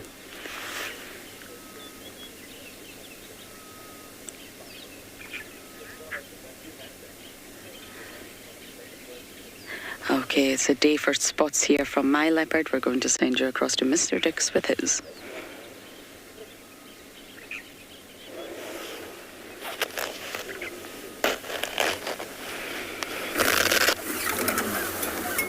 Well, it is a day for spots. I mean, there's cheetahs everywhere, leopards everywhere. It's craziness. We're still with Tsavangumi. We're having the most epic morning with this cat. He has literally just walked in front of us, lounged in the road, groomed himself, sniffed about. And the best part about it is no one else seems interested to come to the sighting. We're on our own the whole morning. I was saying to David, I can't remember the last time I had a sighting like this of a fairly active cat with nobody interested in coming and spending time with him. So I'm in seventh heaven this morning. Young male leopard and no cars. This is as good as it gets. Anyway, he seems like he's stalking something now. I don't know what it is. I haven't seen anything. I heard some impalas rutting, but they weren't close. So I'm not sure if he's spotted maybe a little duiker or something like that. It is quite dense in here, so it's a perfect place for duikers to hang around. It could also be that we're just on the southern side of the clearing on Sandy Patch now. He's done a massive loop this morning, and it could be that he's slowly starting to approach that open clearing, and therefore is just doing it with caution in case there are impalas around that he can potentially stalk. Can just make out his face coming through there. But exciting that Shasha's around on a kill as well. Hopefully he'll stick around. I'd love to see him this afternoon and see how big he's gotten. We are in the pound seats for the next year in terms of young male leopards. If we get Tsavangumi to hang around with Shasha, Marips and Kuchava's son, which, like I say, hopefully we'll have a name for in the next couple of days, which will be nice. We are going to have just endless amounts of entertainment. I don't think we'll ever get Kuchava's son quite like Tsavangumi or quite like Shasha or Marips in terms of his relaxed nature, but he'll still give antics, and they are just the most wonderful animals to watch. I find them to be the most kind of entertaining just because they typically get up to all kinds of nonsense. It's amazing to spend time with young male leopards. It's possibly my favorite. I mean, obviously it's nice to watch the experienced individuals and to have that connection, that past and that history with them, and to see these animals that have successfully made it through what is a very difficult life. But just from a sheer entertainment value, there is very little that is as entertaining as young male leopards. They are busy.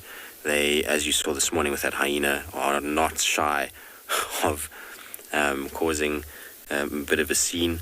They're quite playful at times, and they just generally provide some of the best sightings. And photographically, or even from point of view of what we do, which is send out these images across the world, they are the best example of leopards, because generally they are absolutely beautiful. Their coats are in good condition. They don't have those cuts and scrapes yet. They are all looking as good as they can be, and as the best example of themselves. So they from all those aspects make for some of the best animals to follow around in the leopard world. Like I was saying yesterday, for those of you who missed it, Hosanna's got a nice big cut on his face now. He looks quite gangster these days. He's on his left side. He's got a big scar now that's running over his nose and down. I don't know, maybe he got it when he was mating with Nkangala or Serengeti. I'm not sure if maybe he's fighting with Inyaleti. I know he's pushing right down towards the Singita camps where Tavangumi comes from. So that's very possible. He's also in the area where Tortoise Pan is sort of spending time, so it's easily possible that he's had a little altercation with them. But it's made him look a lot more hardcore. In fact, actually, the photo I got sent yesterday, which I'm hoping will be put up on social media, it's not my photo, so I can't do it. I hope that it gets posted somewhere, because he looks just like Tingana in the one photograph. He's got this dewlap now, and the way he's sitting and the way his kind of face is positioned, it just reminds me of days that I've spent with Tingana and the way he kind of used to sit and the way his dewlap sort of held. So hopefully that person will put that photograph up. I'm just going to sneak forward a little bit. Whatever it is that he's kind of slowly moving towards, can't be close, because he's not super low to the ground. He's just cautious at this stage. Blake, because their entire life is spent alone, they are animals that rely on ambush. So the more of you there are, the more likelihood you're going to be spotted. So it makes much more sense to be by yourself. Remember that they like areas like we're in now, where it's dense and thick, and there's varying degrees of shade and light, which means that their coat just blends in absolutely perfectly.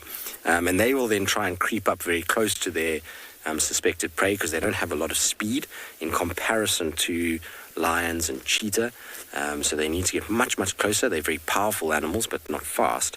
So if they were in groups together, their hunting strategy would have to be slightly different, and they just wouldn't have the speed to be able to kind of hunt down that well. So a life on their own just suits them a lot better. They're able to be a lot more quiet about the way that they hunt when they're by themselves. If they're in groups together, like I say, a lot more movement, and therefore things like impalas are going to spot them. I think there's impalas just on the open clearing. Where we are right now, if we come back out, there's a big tree just in front of him that you'll see to the right of him there.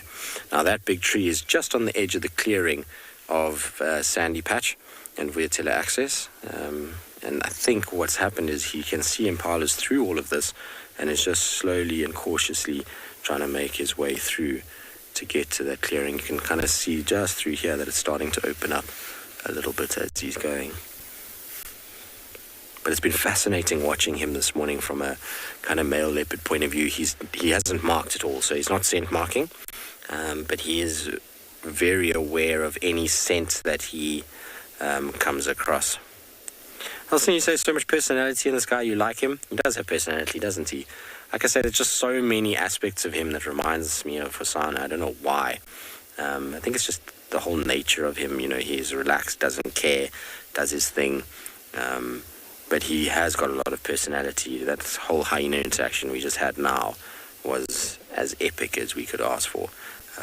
Those are the kind of moments that, make male leopards what they are. But you can see how he's stalking. Look how he carefully places his feet. Every little step is calculated. So I'm not going to drive too much closer to him now. We've got a clean view of him. So let's see what he does and where he's going. Wouldn't it be cool if he gets himself a meal too, and we have Shasha and Tavangumi on kills?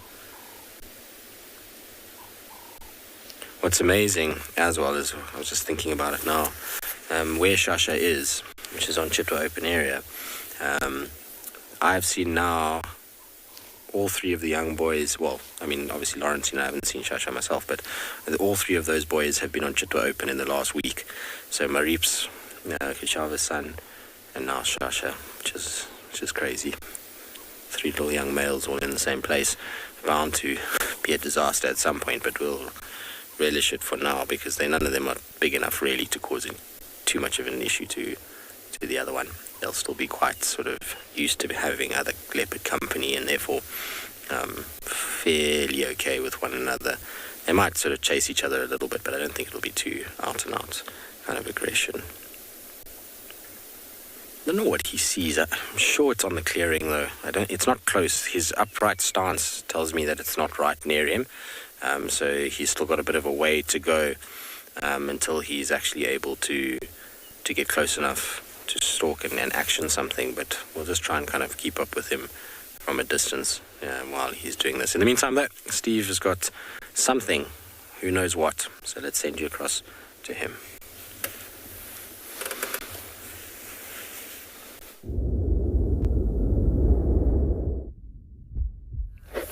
Thanks, Tristan. Well, to continue the discussion of leopards there, what is ideal and essential for leopard habitat, because remember I said where they breed, sleep, feed, and do all of the other things they need to do. Leopards, as we know, need trees to hoist their kills because of the fundamental versus realized niche. The realized niche is there's competition. And who competes with the leopard? Hyena as well as lion. So if there were no lion or hyena around, leopard would just feed on the ground. They wouldn't need a tree. But in the case of this beautiful, beautiful marula tree, you can actually see there's a claw mark over here. And then as we go further up, the bark has been disturbed. There's a couple more claw marks just up above. And so leopards have evolved. There's actually the better claw mark there. Leopards have evolved the ability to climb trees and to take their kills up. Otherwise, they would lose them. So nice leopard and paw over there. Up he went. And they climb trees not only for themselves to sort of just hang out and cool down in times when it's hot, but for stashing prey.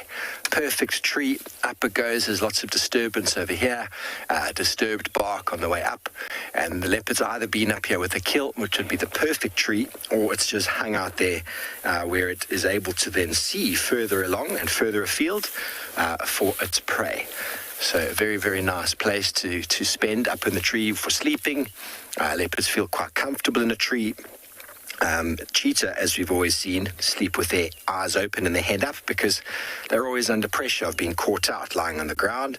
Leopards will lie on the ground, but they're very quick to jump up a tree if need be. So from a leopard's point of view, if we didn't have these tall trees on the landscape, due to the fact that there is competition around, they probably wouldn't do as well as they do. So very, very important habitat tree for leopards, for just hanging out and for stashing their kills.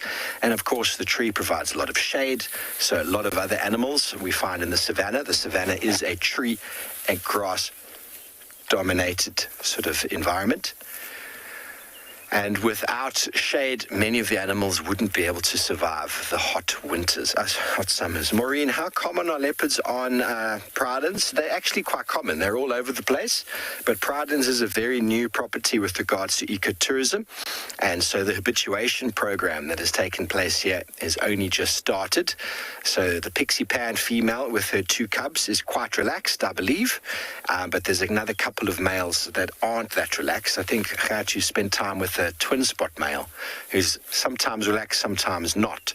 So the leopards are around, but we need to have what's going to happen is more habituation, more time spent with them, more time following them, and eventually over time they're going to get more and more relaxed. Leopards you can't keep out of an area, even though this area was fenced off from the Greater Kruger for many, many years. It's only been open for about 3.5 years. Leopards were always here. Fences can't keep them in or keep them out. They will be there all the time. Lions, on the other hand, don't normally go through fences or get onto the other side of a fence, but leopards, they can live wherever they want to. So very, very well adapted animals. But without these trees, these habitat trees for safety and for stashing, leopards wouldn't be as successful as they are. So they've definitely evolved the ability to stash their prey, and inexperienced leopards don't do it very well. and they lose out a lot. They lose a lot of energy. Very experienced leopards hoist all their food, and they have a much better time. But then it also means that leopards need to be quite selective on what they kill, and we've seen it quite a number of times with Thandi making kills that are a little bit too big for her to take up the tree, and invariably she loses out.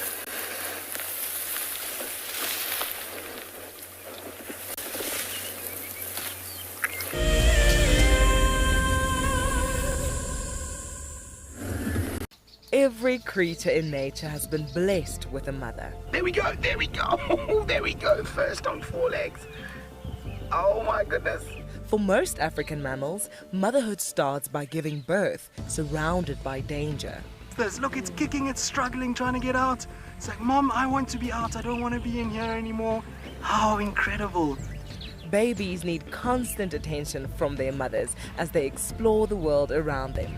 As that little buffalo takes its very first steps in what can be a fairly cruel world out here for a young herbivore. Accidents are bound to happen, but a mother's love and sympathy provides comfort. Oh, careful, careful, careful. Oh no.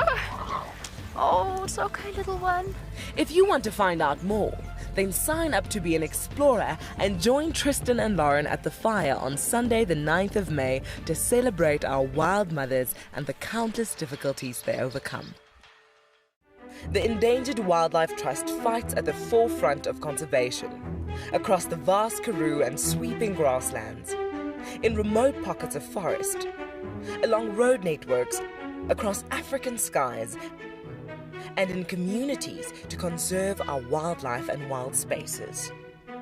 Help us to protect forever, together. Donate now at ewt.org.za. It's a huge privilege to be in these incredible places with these amazing animals. I love filming lions. When they do get up and do something, it's always spectacular. When they are playing, are incredibly fun to watch, especially sub-adults and cubs. I love being in the bush and working in these incredible places with these amazing animals. We want to bring it to you so that you can almost feel like you're right there and be able to experience it and enjoy it the way we are. Look at this, the little one is up and about. Certainly hasn't had enough milk at this age. No amount of milk is enough. Oh, Corky. Too sweet. Oh, look at this.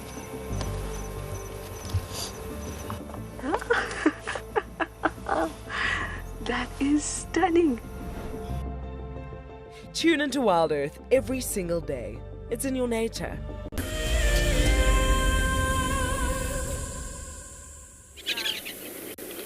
We're having a few signal issues next to Shasha, which is about 50 meters from where we are now, which is very strange.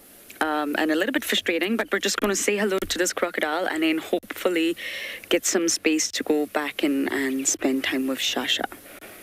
Fingers crossed. I'm not wearing any perfume today. Maybe that's the problem. Signal is something, well, you know, it's signal. But we're getting great views of this croc. And this little island on Chitwa, they are always here, the two of them. They have been lovingly nicknamed Boris and Vlad, but either way, we have one huge croc. And naturally, they're just sunbathing. That's exactly what you're going to do in the morning. Warm up, get some heat from the sun. Get ready to have a busy day ahead. And of course, crocodiles do have this terrible reputation, but really, they do mostly eat fish. That's the bulk of their diet. Yes, they're opportunistic, as with most predators. But really, the bulk of the diet is fish, and that's what they snack on most of the time until a mammalian opportunity comes by. If you just go a little bit to the right there, Empo, you'll see the thickneys, the water thickneys, the birds. And they are really not fussed that there's such an enormous croc next to them, are they? Maybe they're friends. You see them, Empo? That's them there. In the middle. Yeah, they're really about a meter away from that croc. But of course, birds can just jump into the sky and fly. There's not really much to worry about there, but I think it's fascinating. No fear. But crocs are so fantastic. If we could just take a look at that back leg, Impo, you can really see the sort of claws. You can really see how they can move on land. They're not terribly elegant, shall we say, on land. They're a bit heavy. That tail is extremely heavy, but you can see how they've got the traction to move across the soil with those claws.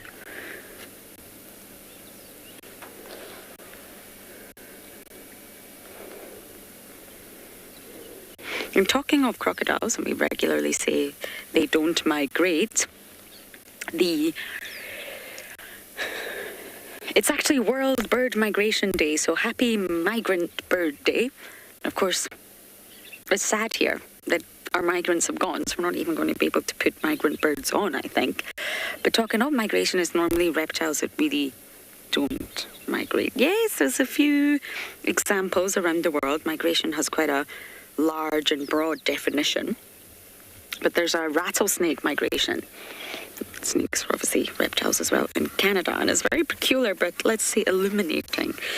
They migrate very ambitiously so every spring and fall. And the round trip is about 5 miles, so it's not the largest migration in the world, not by a long shot, but it is still classified as a migration. And that's tricky for a reptile. It's difficult. You would struggle to see this croc get very far due to his anatomy and, of course, his physiology, the fact that they're ectothermic. They get their energy from the sun.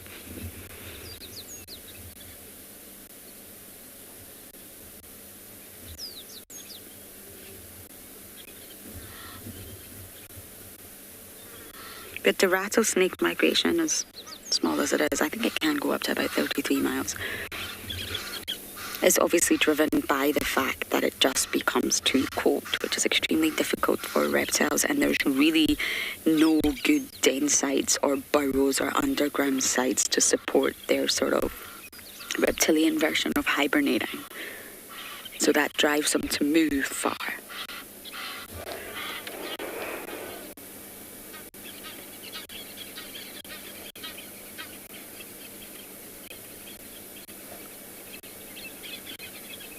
Just checking behind me. Shasha's right behind me.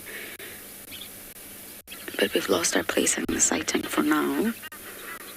But we will try again, and hopefully the signal will just spring into action.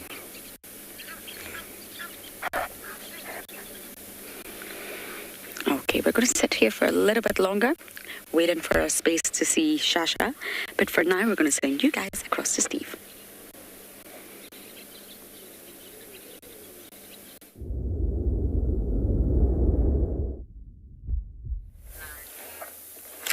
Welcome back to our drainage system, everybody, where we moved away from our tall tree, because the tall trees that often occur along these drainage systems provide really nice big places for leopards and other animals to hide out.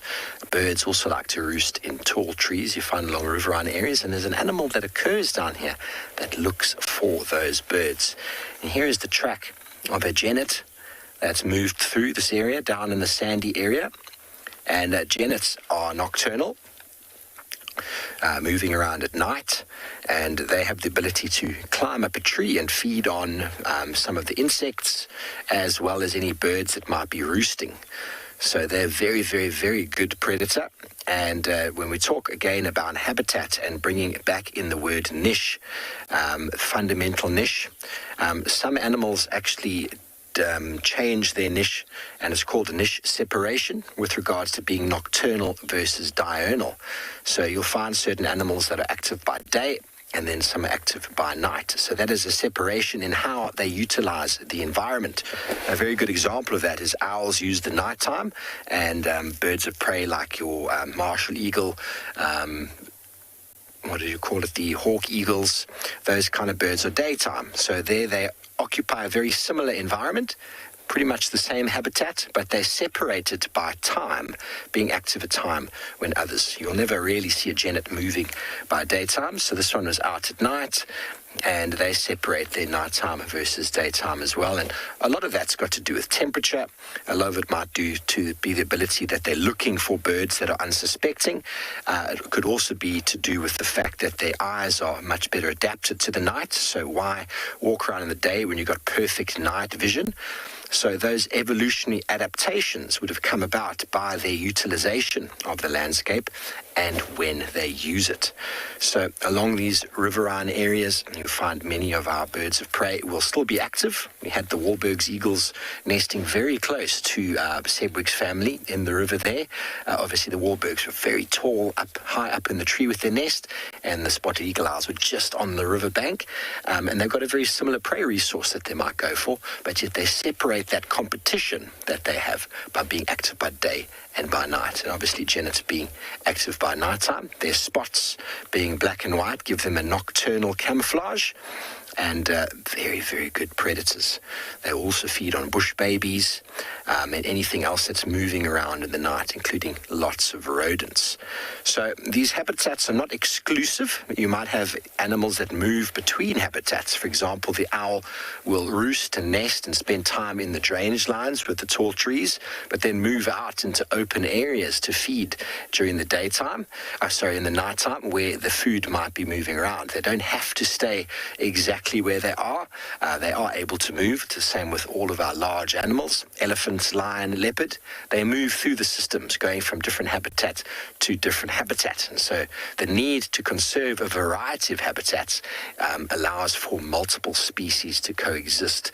Some animals you might find in that habitat, they'll never leave, and some cross over habitats as they favor different ones for feeding. For example, elephants will feed along these drainage systems, but then also move up to the higher ground, so they don't just stay in one area. So by conserving the elephant, an umbrella species, an animal that needs an enormous area to survive, we are conserving all of these myriad of habitat types underneath the conservation banner of the elephant, and all of those habitats being conserved. Many of them have very unique species in them that don't move through. Many of them have species all the way across the boundaries, but by conserving that massive big elephant, looking after their habitat requirements, their variety of habitat requirements, means that conservation is conserving an enormous range of species. So habitats are such an important dynamic, such an important element to understand, because if you're a guide and you want to show people whatever it is they're looking for, you need to understand the habitat requirements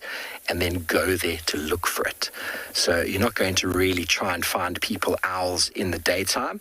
You could be lucky. Birds of prey often get bombed and shouted at by the smaller birds. You can often find owls in the day, but if you want to find owls out and about moving, nighttime is the best time to do so. It's the same as with genets, often with leopards and with other nocturnal animals. If your guests want to see a civet or genet, well, you need to go on a nighttime game drive. Richard, there's plenty of termite mounds. The soil is not as sandy and derived from granitic soils in this part that we are as in Djuma. So essentially you can imagine that in Djuma the soil particles are very sandy, very coarse grained. So the termite mounds there are very big. That's just like the bricks. If you build a house with big bricks, you're going to have a big house. So a lot of the soils here in the low-lying areas here, there's quite a clay dominance. This red earth is very nutrient rich. So where there are mounds, some of them are quite small, but we do have some bigger ones out and about. But I haven't seen any here that are as large and as extensive as the Djuma or the Sabi Sands termite mounds. But talking about that, termite mounds are such an important element in the habitat, and they are habitat all on their own. You take away termite mounds from the system, and you will lose an enormous number of species, because we've got warthog, hyena, honey badger, porcupine, dwarf mongoose, just to name a few, that use termite mounds exclusively for their breeding, and in the form of dwarf mongoose for their entire survival. So that is another very important element in the system.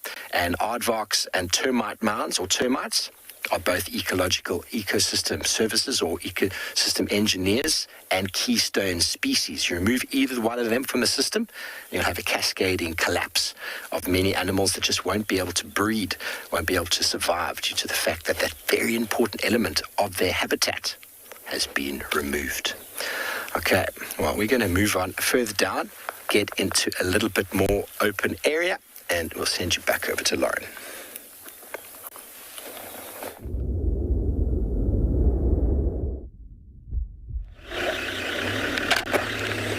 He's up the tree. He's left his kill though, but Shasha is up the tree and our signal is working. Touch wood, I'm gonna knock on my head here. There we go.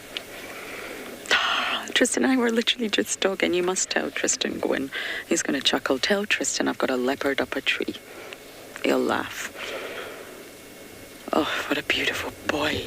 Right on Chitwa open. But Shasha, you also need to take your kill up there, sweetheart. I know. Oh, God, I think he just looks like his mom. Sabui is his mother. Langa is his sister. I don't see Langa too much. He seems to spend a lot more time on properties like Little Gowrie, Hoffman's, and Arathusa, which are all wonderful properties, but we can't traverse there. Whereas Shasha seems to spend some time on Juma and then Chitwa, which is fantastic news. But the kill's still on the ground, I can still see it. Which doesn't leave too much hope for this afternoon. You know, hyenas follow their noses. They can follow scents from miles away, miles and miles away. So as soon as they smell that fresh blood, it's quite windy today, and that scent reaches their nostrils, they're going to follow that scent. All the predators have become very opportunistic. I think we see a lot more sort of hyenas around kill sites in winter for a multitude of reasons. One reason being it's easier to see, it's easier to find the predators, but also I think hyenas out here do a lot of their own hunting in summer because there's such a plethora of prey species. Whereas in winter, things change, everything changes, and the smell of any sort of food is going to be irresistible because it's cold.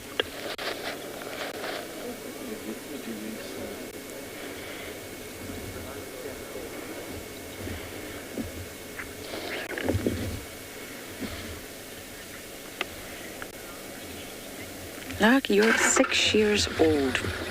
Not every day, but it really depends on what they eat. So if a leopard kills a really large animal, even a big male impala, they're going to be able to stay on that impala much, much longer than... Okay. They're going to be able to stay on that impala a lot longer because it's going to be able to last longer. Once they get food, they can't keep feeding, they'll be full. And that's where they keep it stashed up a tree. But if it's a tiny species, like a impala lamb, that's not going to last very long, especially for a big hungry male leopard, so they're probably going to hunt again.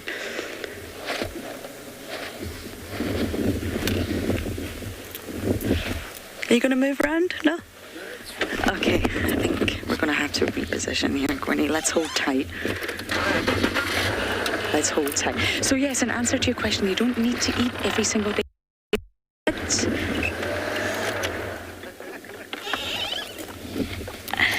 But they need to obviously meet their energy requirements and eat enough to sustain themselves.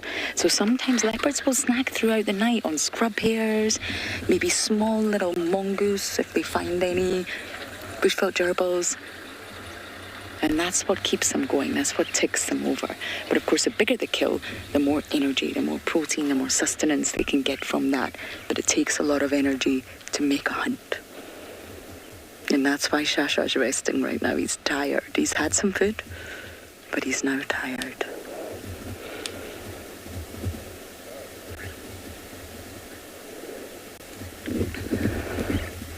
Okay, hopefully we're going to be able to stay here as long as we can because this is just perfect. But for now, we're going to send you down to Deirdre.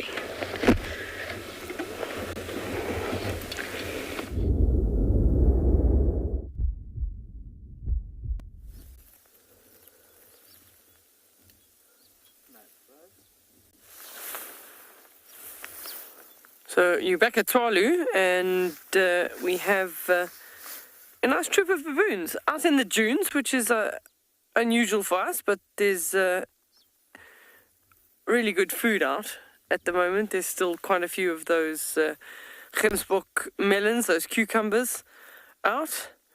There's still some tama melons. There'll still be some flowers. There's still grass seeds. So they are doing quite well. It's actually quite a big group. We've probably seen about 20 or 30. They're slowly going up and over the dune.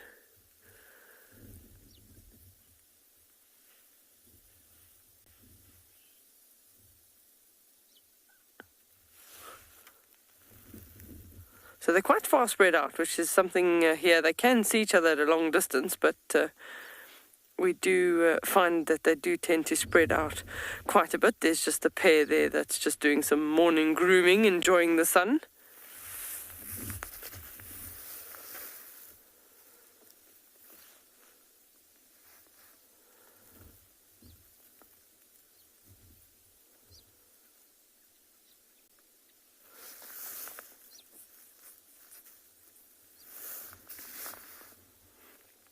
So a troop here at Tswalu can number anything up between up to about 40. We've seen some really big groups here. And they'll spend the nights up in these terminalia trees that are on the tops of the dunes. Otherwise, they're all the way at the Koranenberg Mountains and then spend their evenings up in the rocky outcrops in the mountains.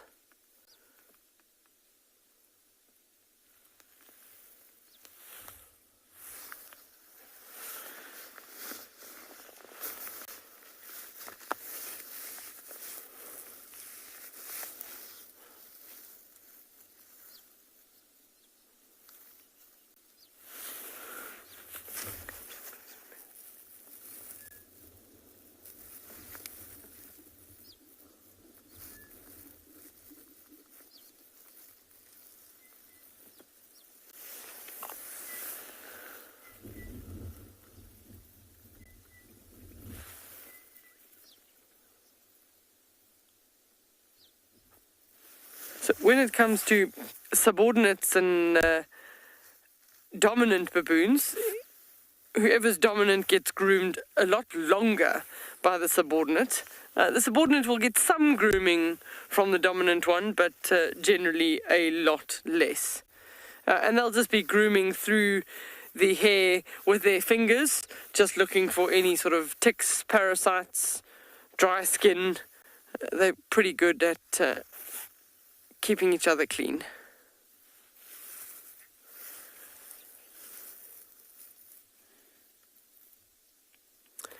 And there they go, enjoying their morning breakfast out in the dunes.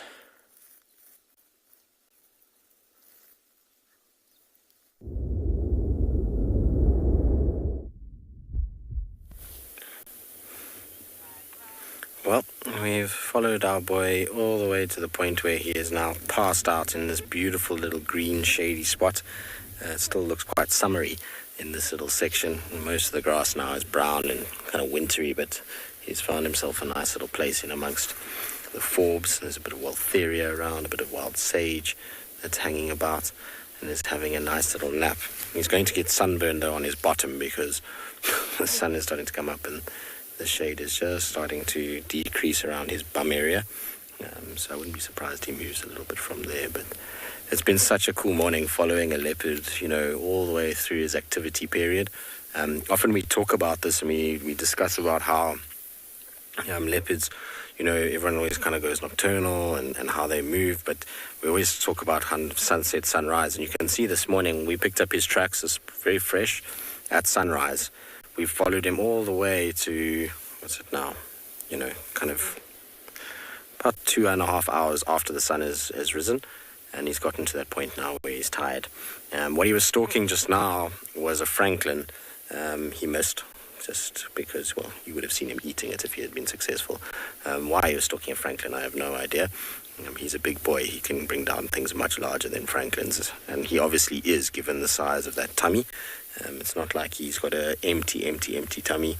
He's finding food just fine by the looks of things, but was interesting this morning to see what he was stalking. He paid no attention to the impalas rutting, which the time before that I saw him, he was following every single rutting call that he could. Now he seems to be kind of hunting much smaller things. He ignored the impalas and was far more interested in francolins and mongoose, and probably duiker would be something that he would look for than it was the impalas. And I wonder if that's maybe because this morning, that hyena was around, and maybe he has the knowledge. I mean, this is projecting a little bit, but maybe he has the experience and the knowledge to know that hyenas aren't a good thing for him, and that he needs space and to go under the radar. And so hunting smaller things, if hyenas are around, allows him to keep it. We know with Thandi, she likes to hunt much smaller animals. That allows her then to keep the kills that she has, far more than if she hunts these big things. So I would imagine he also hunts a lot of scrub hares.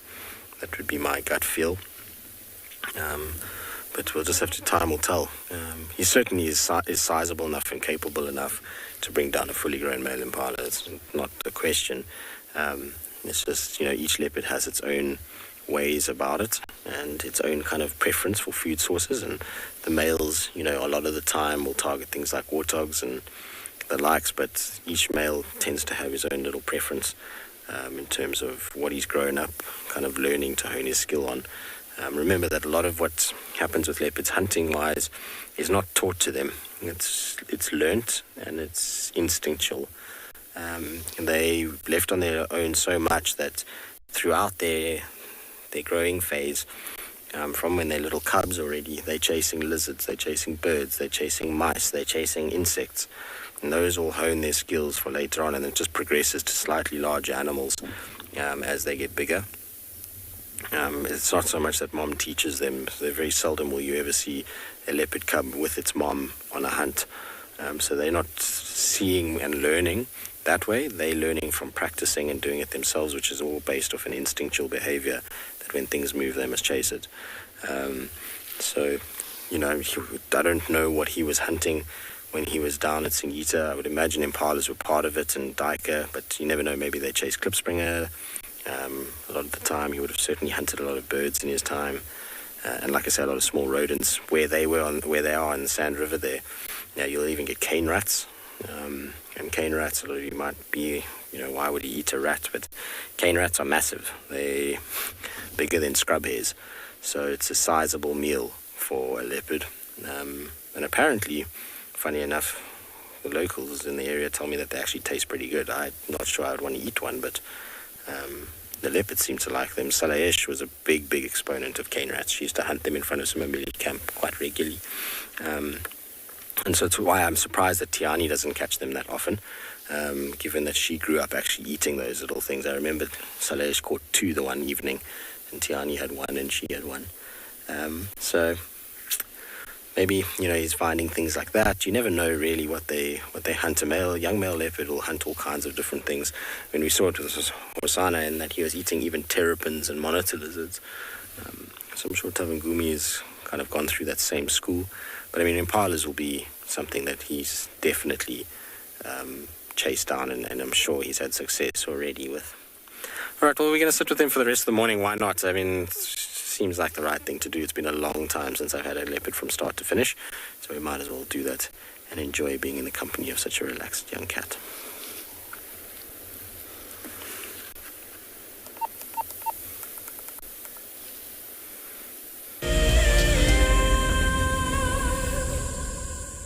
Enjoy. Do you dream of traveling to a far-flung wilderness location where life continues as normal? A place where you can escape to nature and breathe. If you become a Wild Earth explorer, then this could soon become a reality.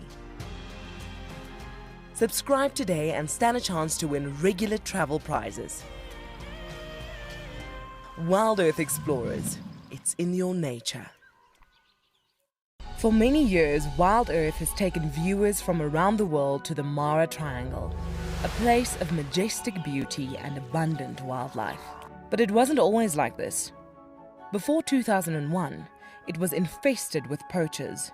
Illegal harvesting and hunting was rife. Now the situation couldn't be more different. The hard work and dedication of the Mara Conservancy has revolutionized this magical land. But now, the loss of revenue from tourism has created a grave crisis. The Mara Conservancy needs help if they are to continue protecting the reserve and supporting the local communities whose livelihood depend on its survival.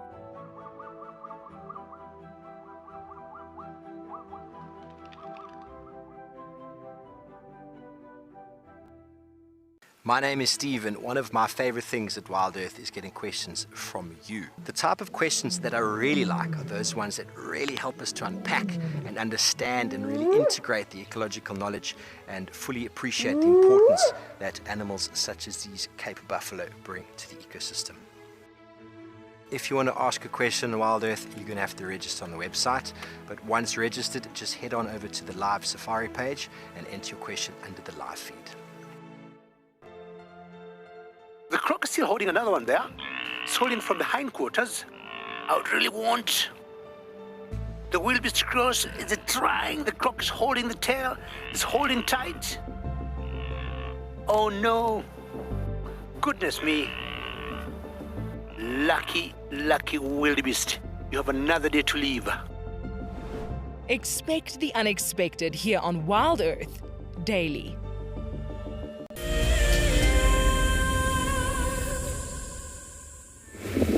Luckily, we've still managed to stay next to our Shasha. Still up a tree.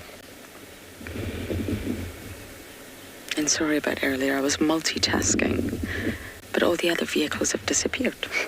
And just like Tristan said, it's quite magical when, well, you get to spend all your time with the leopard and no one else is here.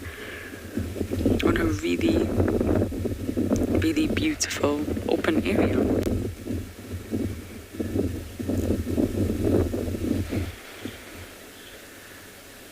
It's a perfect light.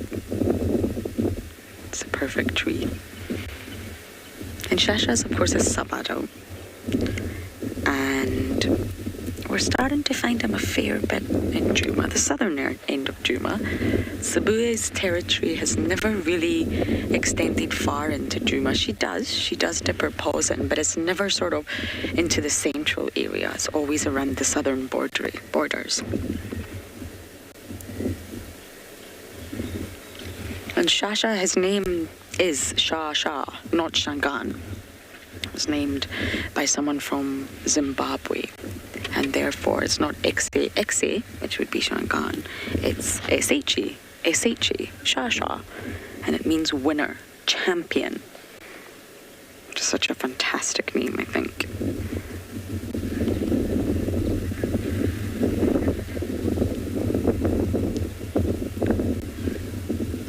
And very shortly, of course, Kuchava's son's going to get a name too, which is really necessary. Anna Marie, you're saying he's posing beautifully. I know. It was tricky at the start. We were struggling with signal and he was obviously in the long grass. But yes, he's been a treat. A lot of people think that Shasha is the female, but Shasha is the boy. And Langa, his littermate, is definitely the female.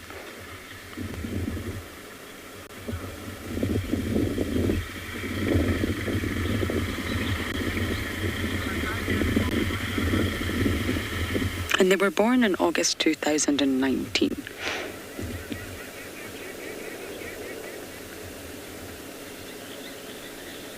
He's still under 2 just. But they're spending less and less time with Mom. They will still reunite with Mom as a duo or even a trio with Langa there as well, but they're spending more and more time apart, which of course is normal.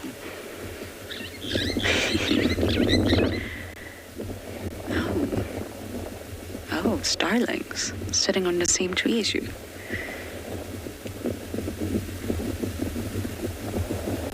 I just really hope he hoists his kill, and it would be so lovely for him still to be around this afternoon.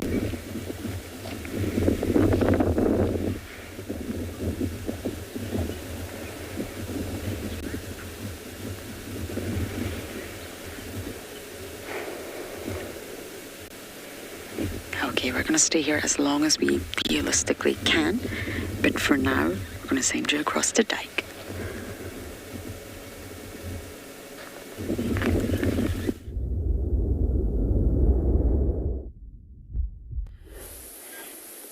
Wow, look what we found. We just found a giraffe here.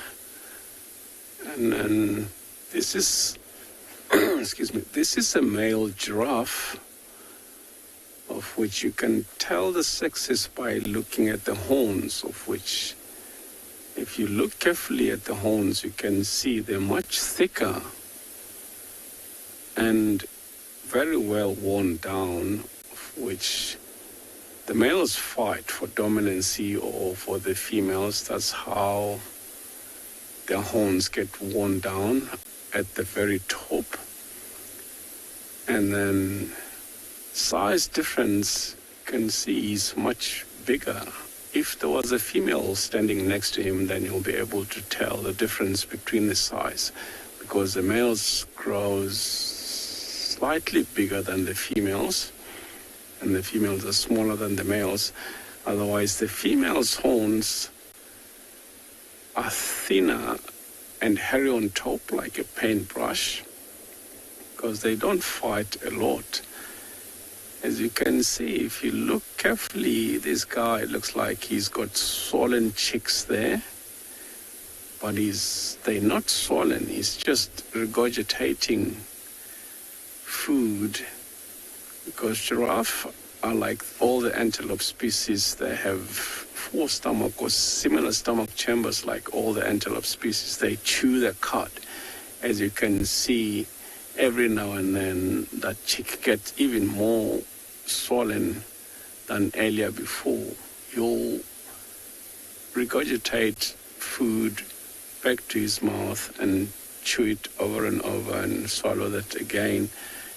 Sometimes, if you look carefully on the neck, you might see a bowl of food rolling down the neck and then more coming back up. If you look carefully, because sometimes you happen to see that if you're lucky to watch him swallow the food. Yeah, and then it's getting warmer. Like now, I think when he leaves here, he'll be in search of water, which is very interesting to watch these animals drink. Because they get to water holes and they know they're very vulnerable once they go down to water, because they have to open their legs widespread and bend their neck all the way down to reach the level of the water to drink. So they know they're not that easy. Yeah, we're just gonna leave this giraffe to chew his food away and carry on, see if we can have luck on his lawns. And then we'll go over to Dedra and see what she's found for us.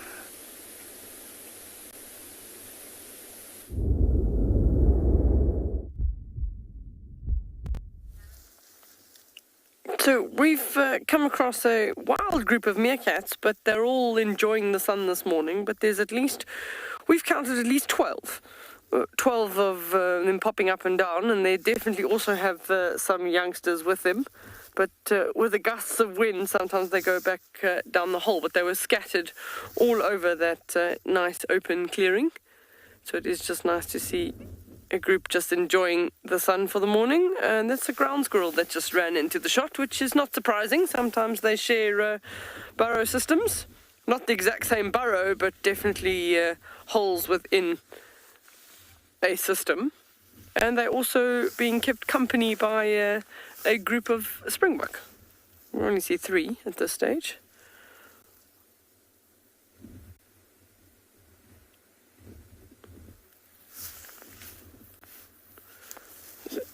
You can see the grass moving quite a bit. It is quite a chilly wind that's blowing this morning.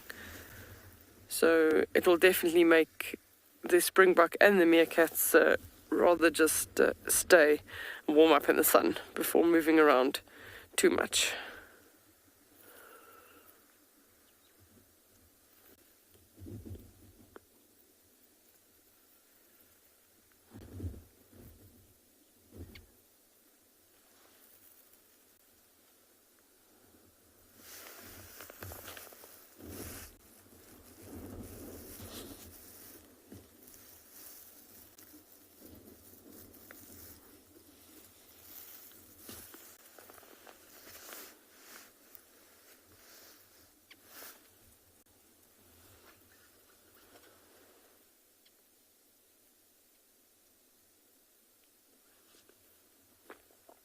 So all three of those springbok are busy grazing at the moment, but they are also mixed feeders. So they'll graze on grass as well as the plants.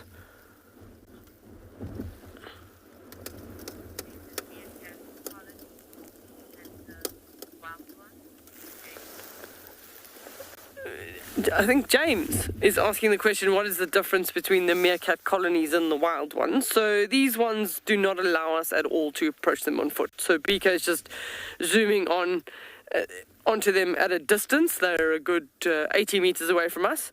So they're not, they don't feel threatened at that distance. But if we happen to get out the vehicle or move the vehicle now, approach them in any way, they'd all scuttle down into the burrows.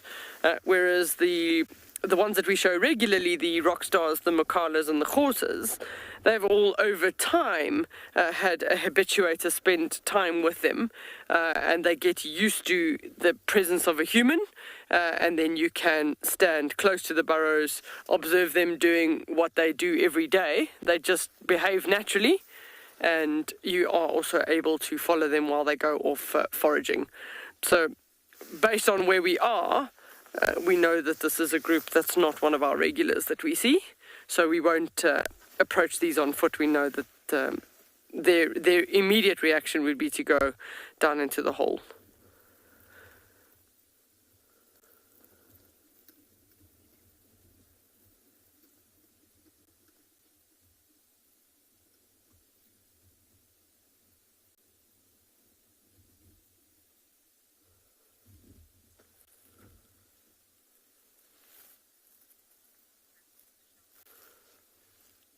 So while they're just enjoying the sun, we're going to send you across to Steve, who's got some more tracks to show you.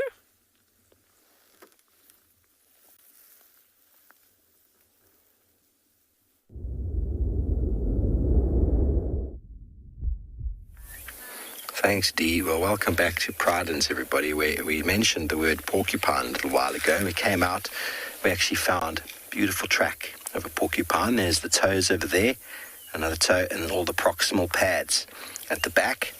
Here he is again over there, and the very characteristic sorts of marcations or demarcations on the floor from porcupine is the quills. Now, the porcupine, being a rodent, it's a large rodent. Its habitat requirements are very important. What do they feed on? They feed on the roots of trees and on tree bark. So they require trees in their environment, trees that they can feed on, and they have claws so as to be able to dig to access that. But how do they deal with the competition? We know porcupines aren't very quick. They aren't very fast animals. They just shuffle along. So what they've done, rather than becoming very fleet-footed like many of our other animals are, to evade predation or to be very camouflaged, to hide away from predators, they've designed these armaments on their body. And in the track, you can clearly see where some quills have been dragged here.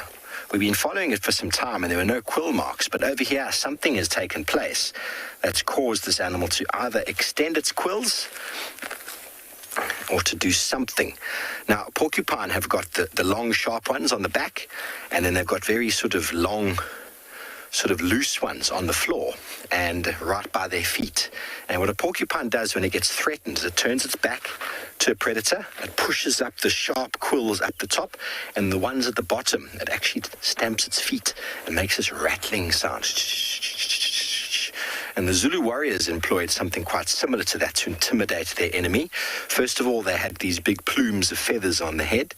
They used to run around completely naked, covered in oil and grease, and they'd put a tortoise shell, or should I say eggshells, on their ankles with sand in them or some form of rattle. So every time they stepped their feet, they made this so it just adds an element of something to the animal. And while predators don't always like confidence, they don't like something that is standing its ground. And a porcupine stands its ground with weapons, and then they make this noise. And it's often enough to deter an animal from trying to catch them and kill them, but not always the case.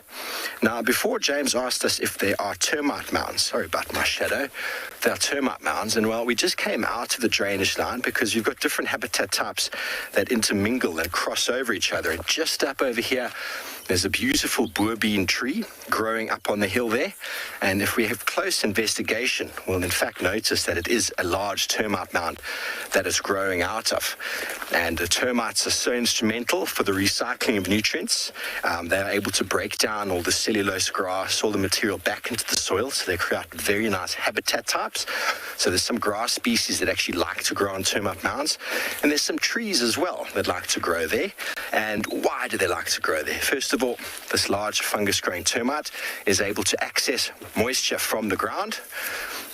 Deep down, they need moisture for the fungus to grow, and so trees like the boerbean at the back there will have access to the underground. Sometimes the ground can be quite hard, and the roots actually will channel down the termite burrow holes to get water from the very deep water table.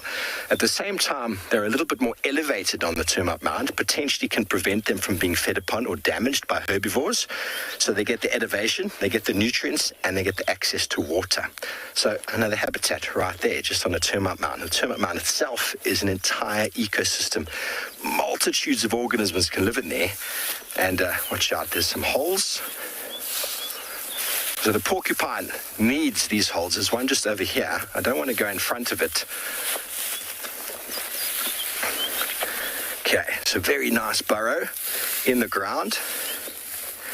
Aardvark often access this in their feeding, in their search for termites, which they feed on exclusively, termites and ants. Porcupine can dig and can go in there, can further establish burrows. Hyena, as we know, they like to den inside these den sites for safety for their youngsters. So without a termite mound, hyenas won't breed. Not always the big ones off the ground. Sometimes the dens are quite low underground, different types of termites, but at the same time, the area's been excavated and created by the termites and possibly the aardvark initially. Honey badgers, steenbok have been known to shoot into these holes for safety. And once again, the nutrients and the environment underneath the ground there is very nice and cool. And we go over to the Kalahari. Many of the animals that survive out there escape the heat by living underground. Okay, another habitat, another wonderful moment in time. And we're going to send you over to Clive.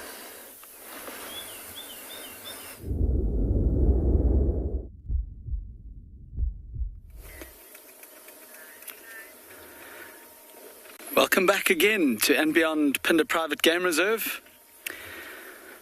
I left those two cheetah a bit earlier. We unfortunately couldn't follow them where they were going. It was very rocky and I just couldn't get to where they were, so we had to leave where they were. And we carried on driving a bit and came across this young crocodile on the edge of quite a big watering hole. There's the nice zoomed out view. Look at that. That really gives you scale of how small that crocodile is actually. But look at the size and the view over this beautiful watering hole.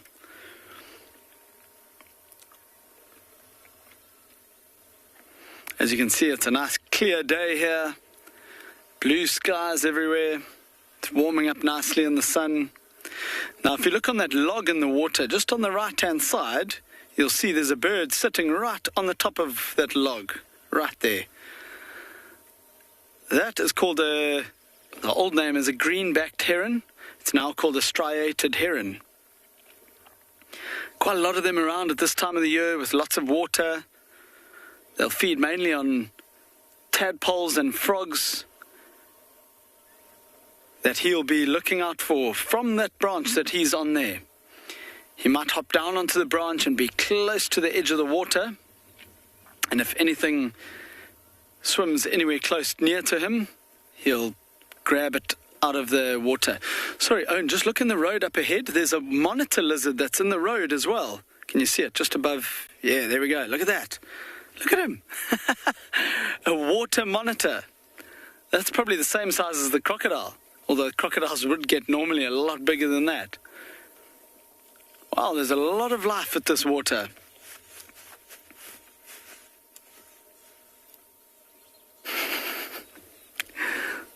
Don't you love the way he's walking with his legs flicking out to the sides like that? You can actually see his snake-like tongue going in and out of his mouth as well.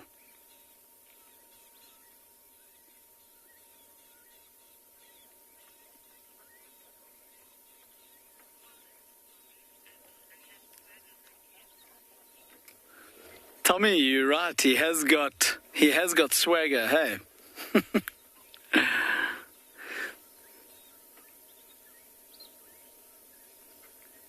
So these water monitors will be moving around the edges of the water looking for some younger frogs or even older frogs around the edge of the water. Even birds.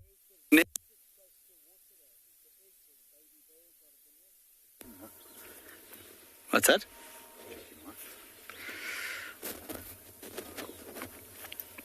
Oh, there he goes into the grass now.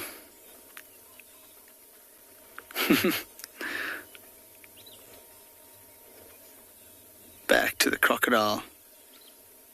So all these reptiles, now that it's going into winter, are starting to rely more and more on just sitting in the sun, like this crocodile is doing, and warming up.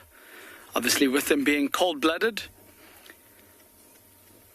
they can't regulate their body temperatures like me and you, so they have to sit in the sun to warm up, especially in the early morning after a cool night.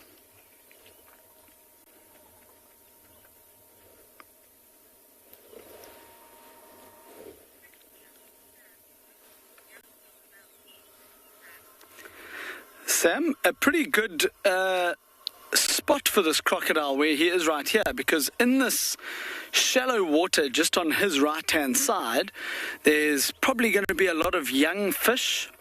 It'll be a perfect place for an adult fish to lay all the eggs, and that's obviously where the young fish will be born, and they'll tend to be safer in the shallows. So a lot of young fish. It will eat birds if it gets the opportunity. It will eat small terrapins, young terrapins, and probably even frogs at this age. So quite a wide variety of food. It's probably still a little bit small, well, definitely still a bit small to eat any animals that come down to drink. That'll definitely be more the adult crocodile's food. But I think he's in a pretty good spot here.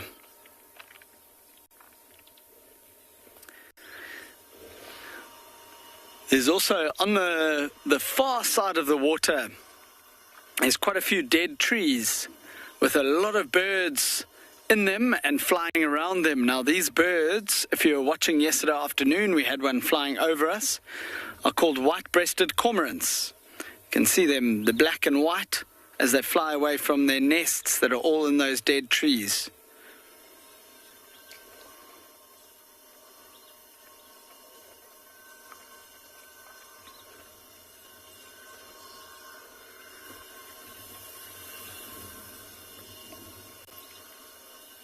Oh, nice. Look at that. Let's see which tree this one's going to land in.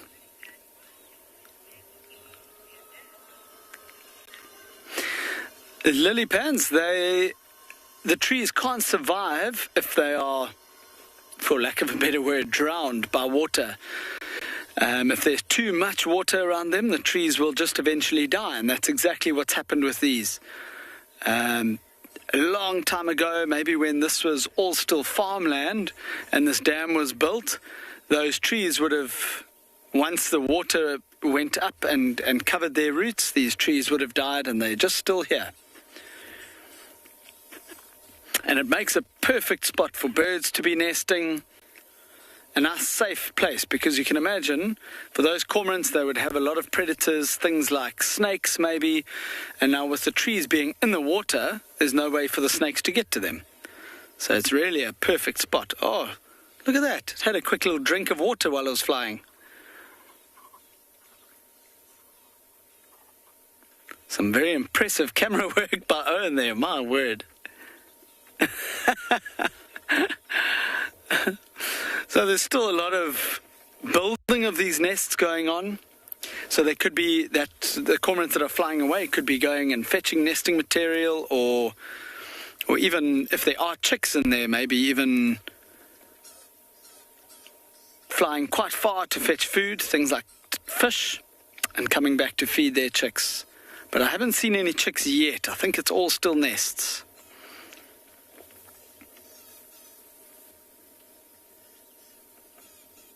Oh, that didn't look like a very elegant landing, did it?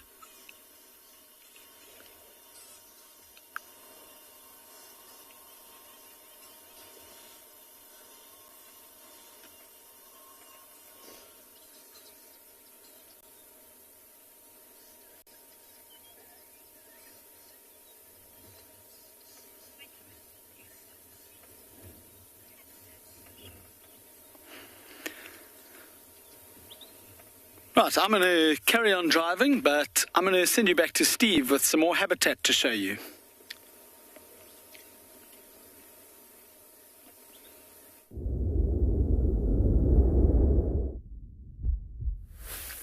Welcome back to another element of habitat and habitat change. Here we have a knobthorn that was broken over, destroyed by an elephant, but the knobthorn is still alive on the main stem. You can still see some leaves are growing, but the structure has been changed, and that's what elephants are so important about, hence why they're called keystone species and ecosystem engineers. Now, where the tree has been pushed over is creating a beautiful area for grasses to grow. The grasses can grow, form a seed bank.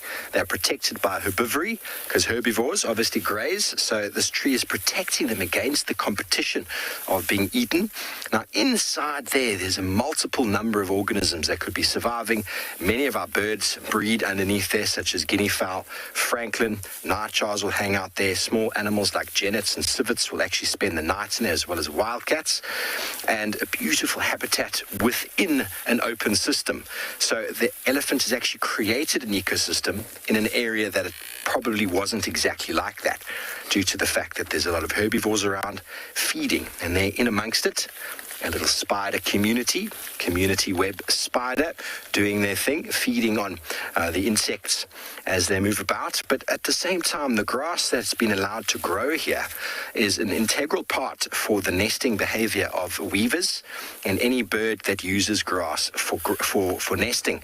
So you can have birds coming through. Remove the grass, those birds won't be able to breed. They don't have the ability to use a bank. They don't have the ability to use a cavity in a tree. They have evolved the ability to build a nest. So the grass that's growing here, another very integral part to the habitat, because not only is it in the system, but the animals need it for breeding. Squirrels will take some of this grass into burrows in the tree for their nesting as a little bit of down to keep them nice and warm. And the shade tolerance on the ground here, the whole system here has changed with regards to the way the sun falls. The grass is growing when this does. If a fire does hit this area, it'll burn very, very warm, which will change the system on itself on the ground, because the soil will burn at a very high level versus next to it. So the diversity within the system, due to all of these changes created by elephants, is exactly what leads to the biodiversity that we see. It's not an open system where everything is the same. We have fallen trees, we have live trees, we have tall trees, we have shade, we have no shade, we have expanse of open area, we have lots of grass. But all those small dynamics within the system, creating micro habitats within the micro ecosystems in the greater habitat itself, is what allows the area to have the biodiversity that it has. It allows to have all of those different species competing and interacting and surviving in areas that aren't too far apart. Very, very interesting.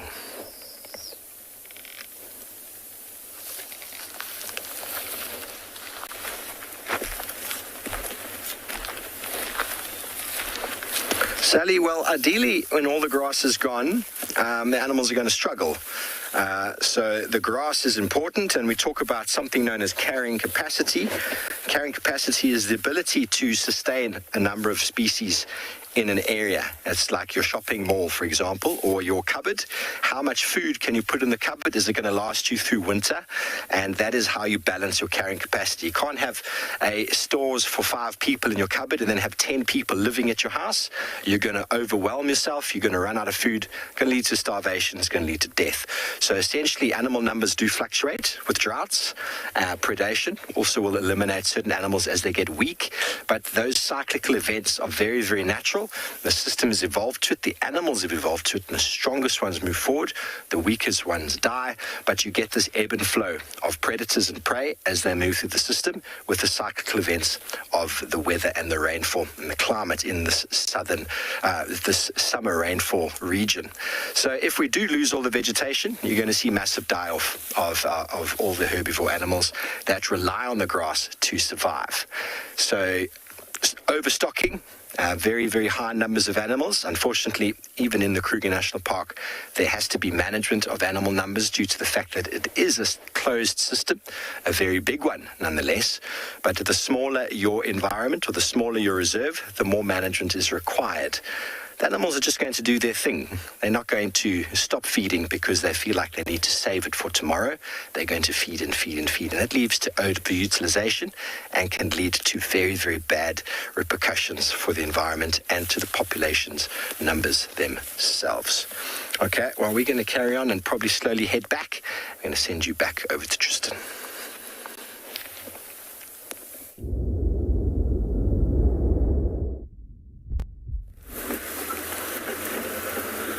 Well, Steve, while you carry on looking, we unfortunately lost Tavangumi in a horrible, horrible block.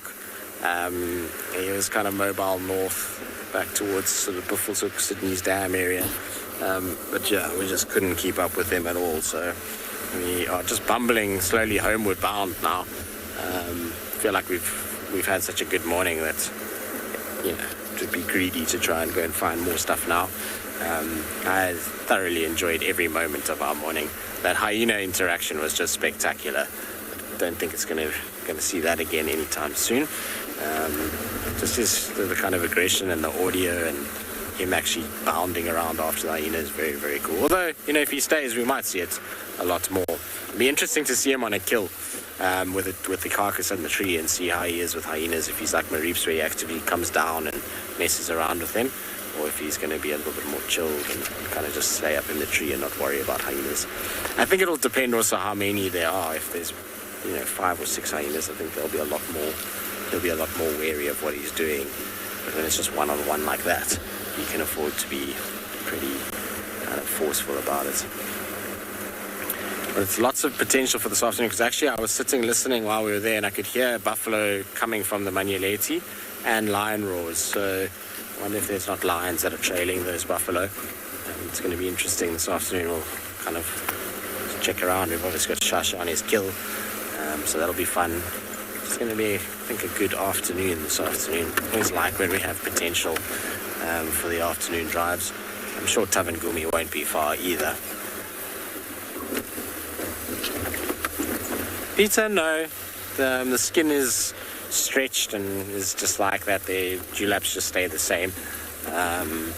They don't really diminish with age. They still just kind of hang down and stay there. I mean, if you look at Tingana yesterday, his dewlap is just as big as it's ever been. It depends on what angle you see them at, though. Like sometimes when they're older and they lose a bit of body condition, if you see them at the wrong angle, the dewlap doesn't look nearly as big. But when they kind of turn and if they put their head forward, then you see it all kinds of hangs down again. It becomes a lot larger in size. It's amazing how angles can deceive. A little impala. What were you staring at? I was just watching a little bird that was hopping about. It's now a long gone impala. It has run into sanctity of the open clearing that is quarantine at this stage. Just thought I'd drive this western side of quarantine. This is a little Kalamba favourite on this side. Sometimes she walks here.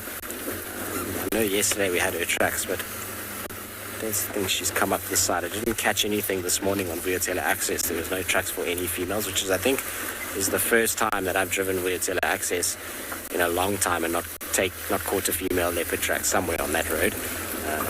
They've been very, very busy up and down it. Particularly Kara, she seems to have been hanging around in that section. So it's only a matter of time until Tavangumi and Kara meet up. They're both hanging around way too much in the same spots for it not to be the case.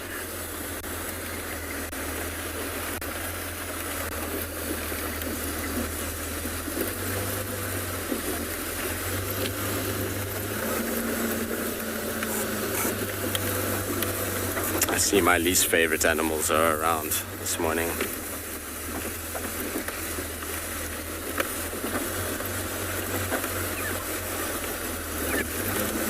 No, leopards don't sleep as much as lions do. I mean, you can see with Tavangumi this morning, if that was a lion pride, they would have been out cold long ago and would have just stayed where they were. He went to sleep for 30 minutes, 20 minutes, and then just got up and started walking again. So no, they don't sleep as much as the lions. It's close, but not as much. I find leopards a lot more active. That's why I like sitting with leopards for periods of the day. Tawny eagle. It's nice. Sitting with leopards for periods of the day is always okay, because you're going to end up in a situation, well done David, where you'll eventually see them moving.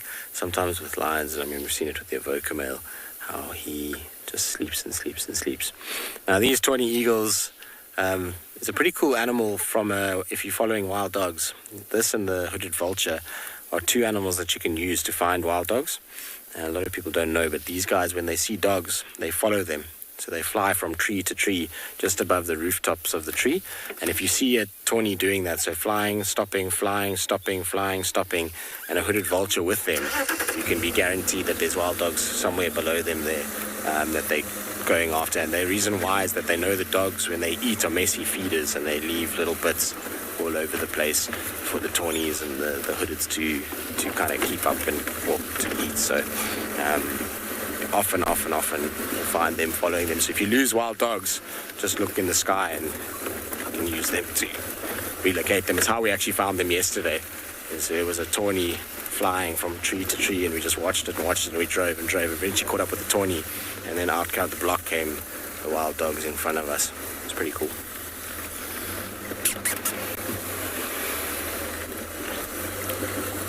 All right, we'll just bumble a little bit, see if there's anything else around. Hopefully we'll have a little bit more luck, but if we don't, well, it's been a good morning so far regardless.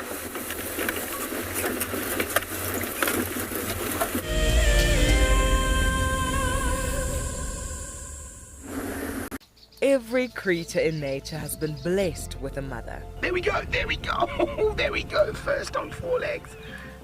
Oh my goodness. For most African mammals, motherhood starts by giving birth, surrounded by danger. Look, it's kicking, it's struggling, trying to get out. It's like, Mom, I want to be out. I don't want to be in here anymore. How incredible. Babies need constant attention from their mothers as they explore the world around them. As that little buffalo takes its very first steps in what can be a fairly cruel world out here for a young herbivore. Accidents are bound to happen, but a mother's love and sympathy provides comfort. Oh, careful, careful, careful. Oh no. Oh, it's okay, little one. If you want to find out more, then sign up to be an explorer and join Tristan and Lauren at the fire on Sunday the 9th of May to celebrate our wild mothers and the countless difficulties they overcome. The reason why we see that wildebeest by himself is because he's a male, or a bull, as we typically would call him. And what he does is that he marks and defends an area. Essentially, he is looking for the ultimate piece of land or prime property. Needs to have good grazing, needs to have a water source close by. And not too far away from here, there's a sickle bush thicket that would provide just enough shelter from the wind and the rain.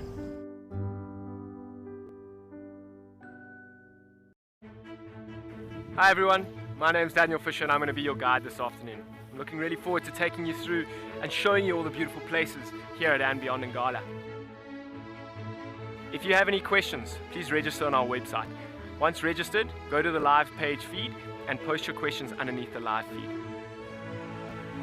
Join me on my next safari through And Beyond Ngala on Wild Earth. Send me live questions through the Wild Earth website and I'll answer them live from the African bush.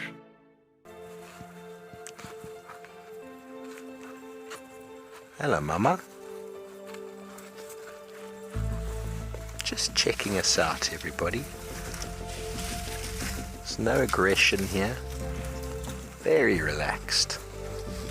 A herd of elephants moving around your car like that is truly, truly magical. Tune into Wild Earth every single day. It's in your nature.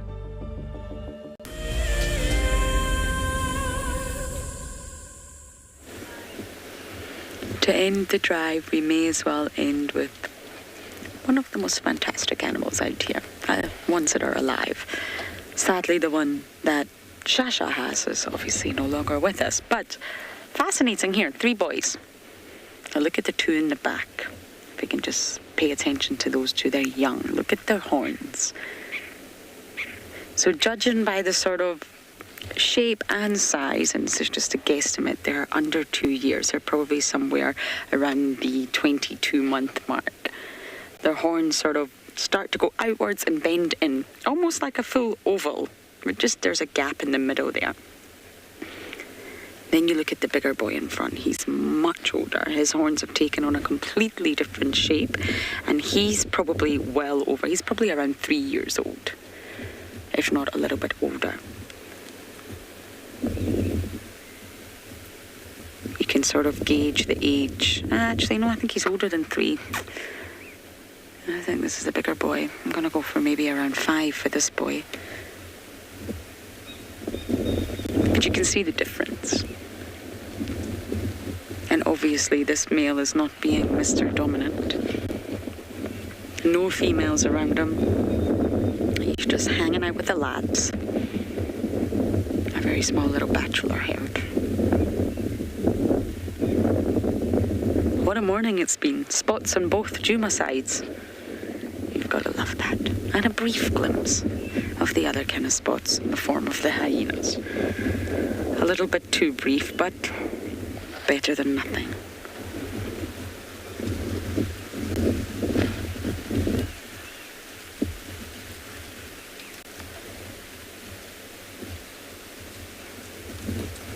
And hopefully Mr. Shasha will have his kill this afternoon. He climbed down, he jumped down the tree, which was so lovely to see, and he's just lying next to the kill in the long grass, so he's not entirely visible, but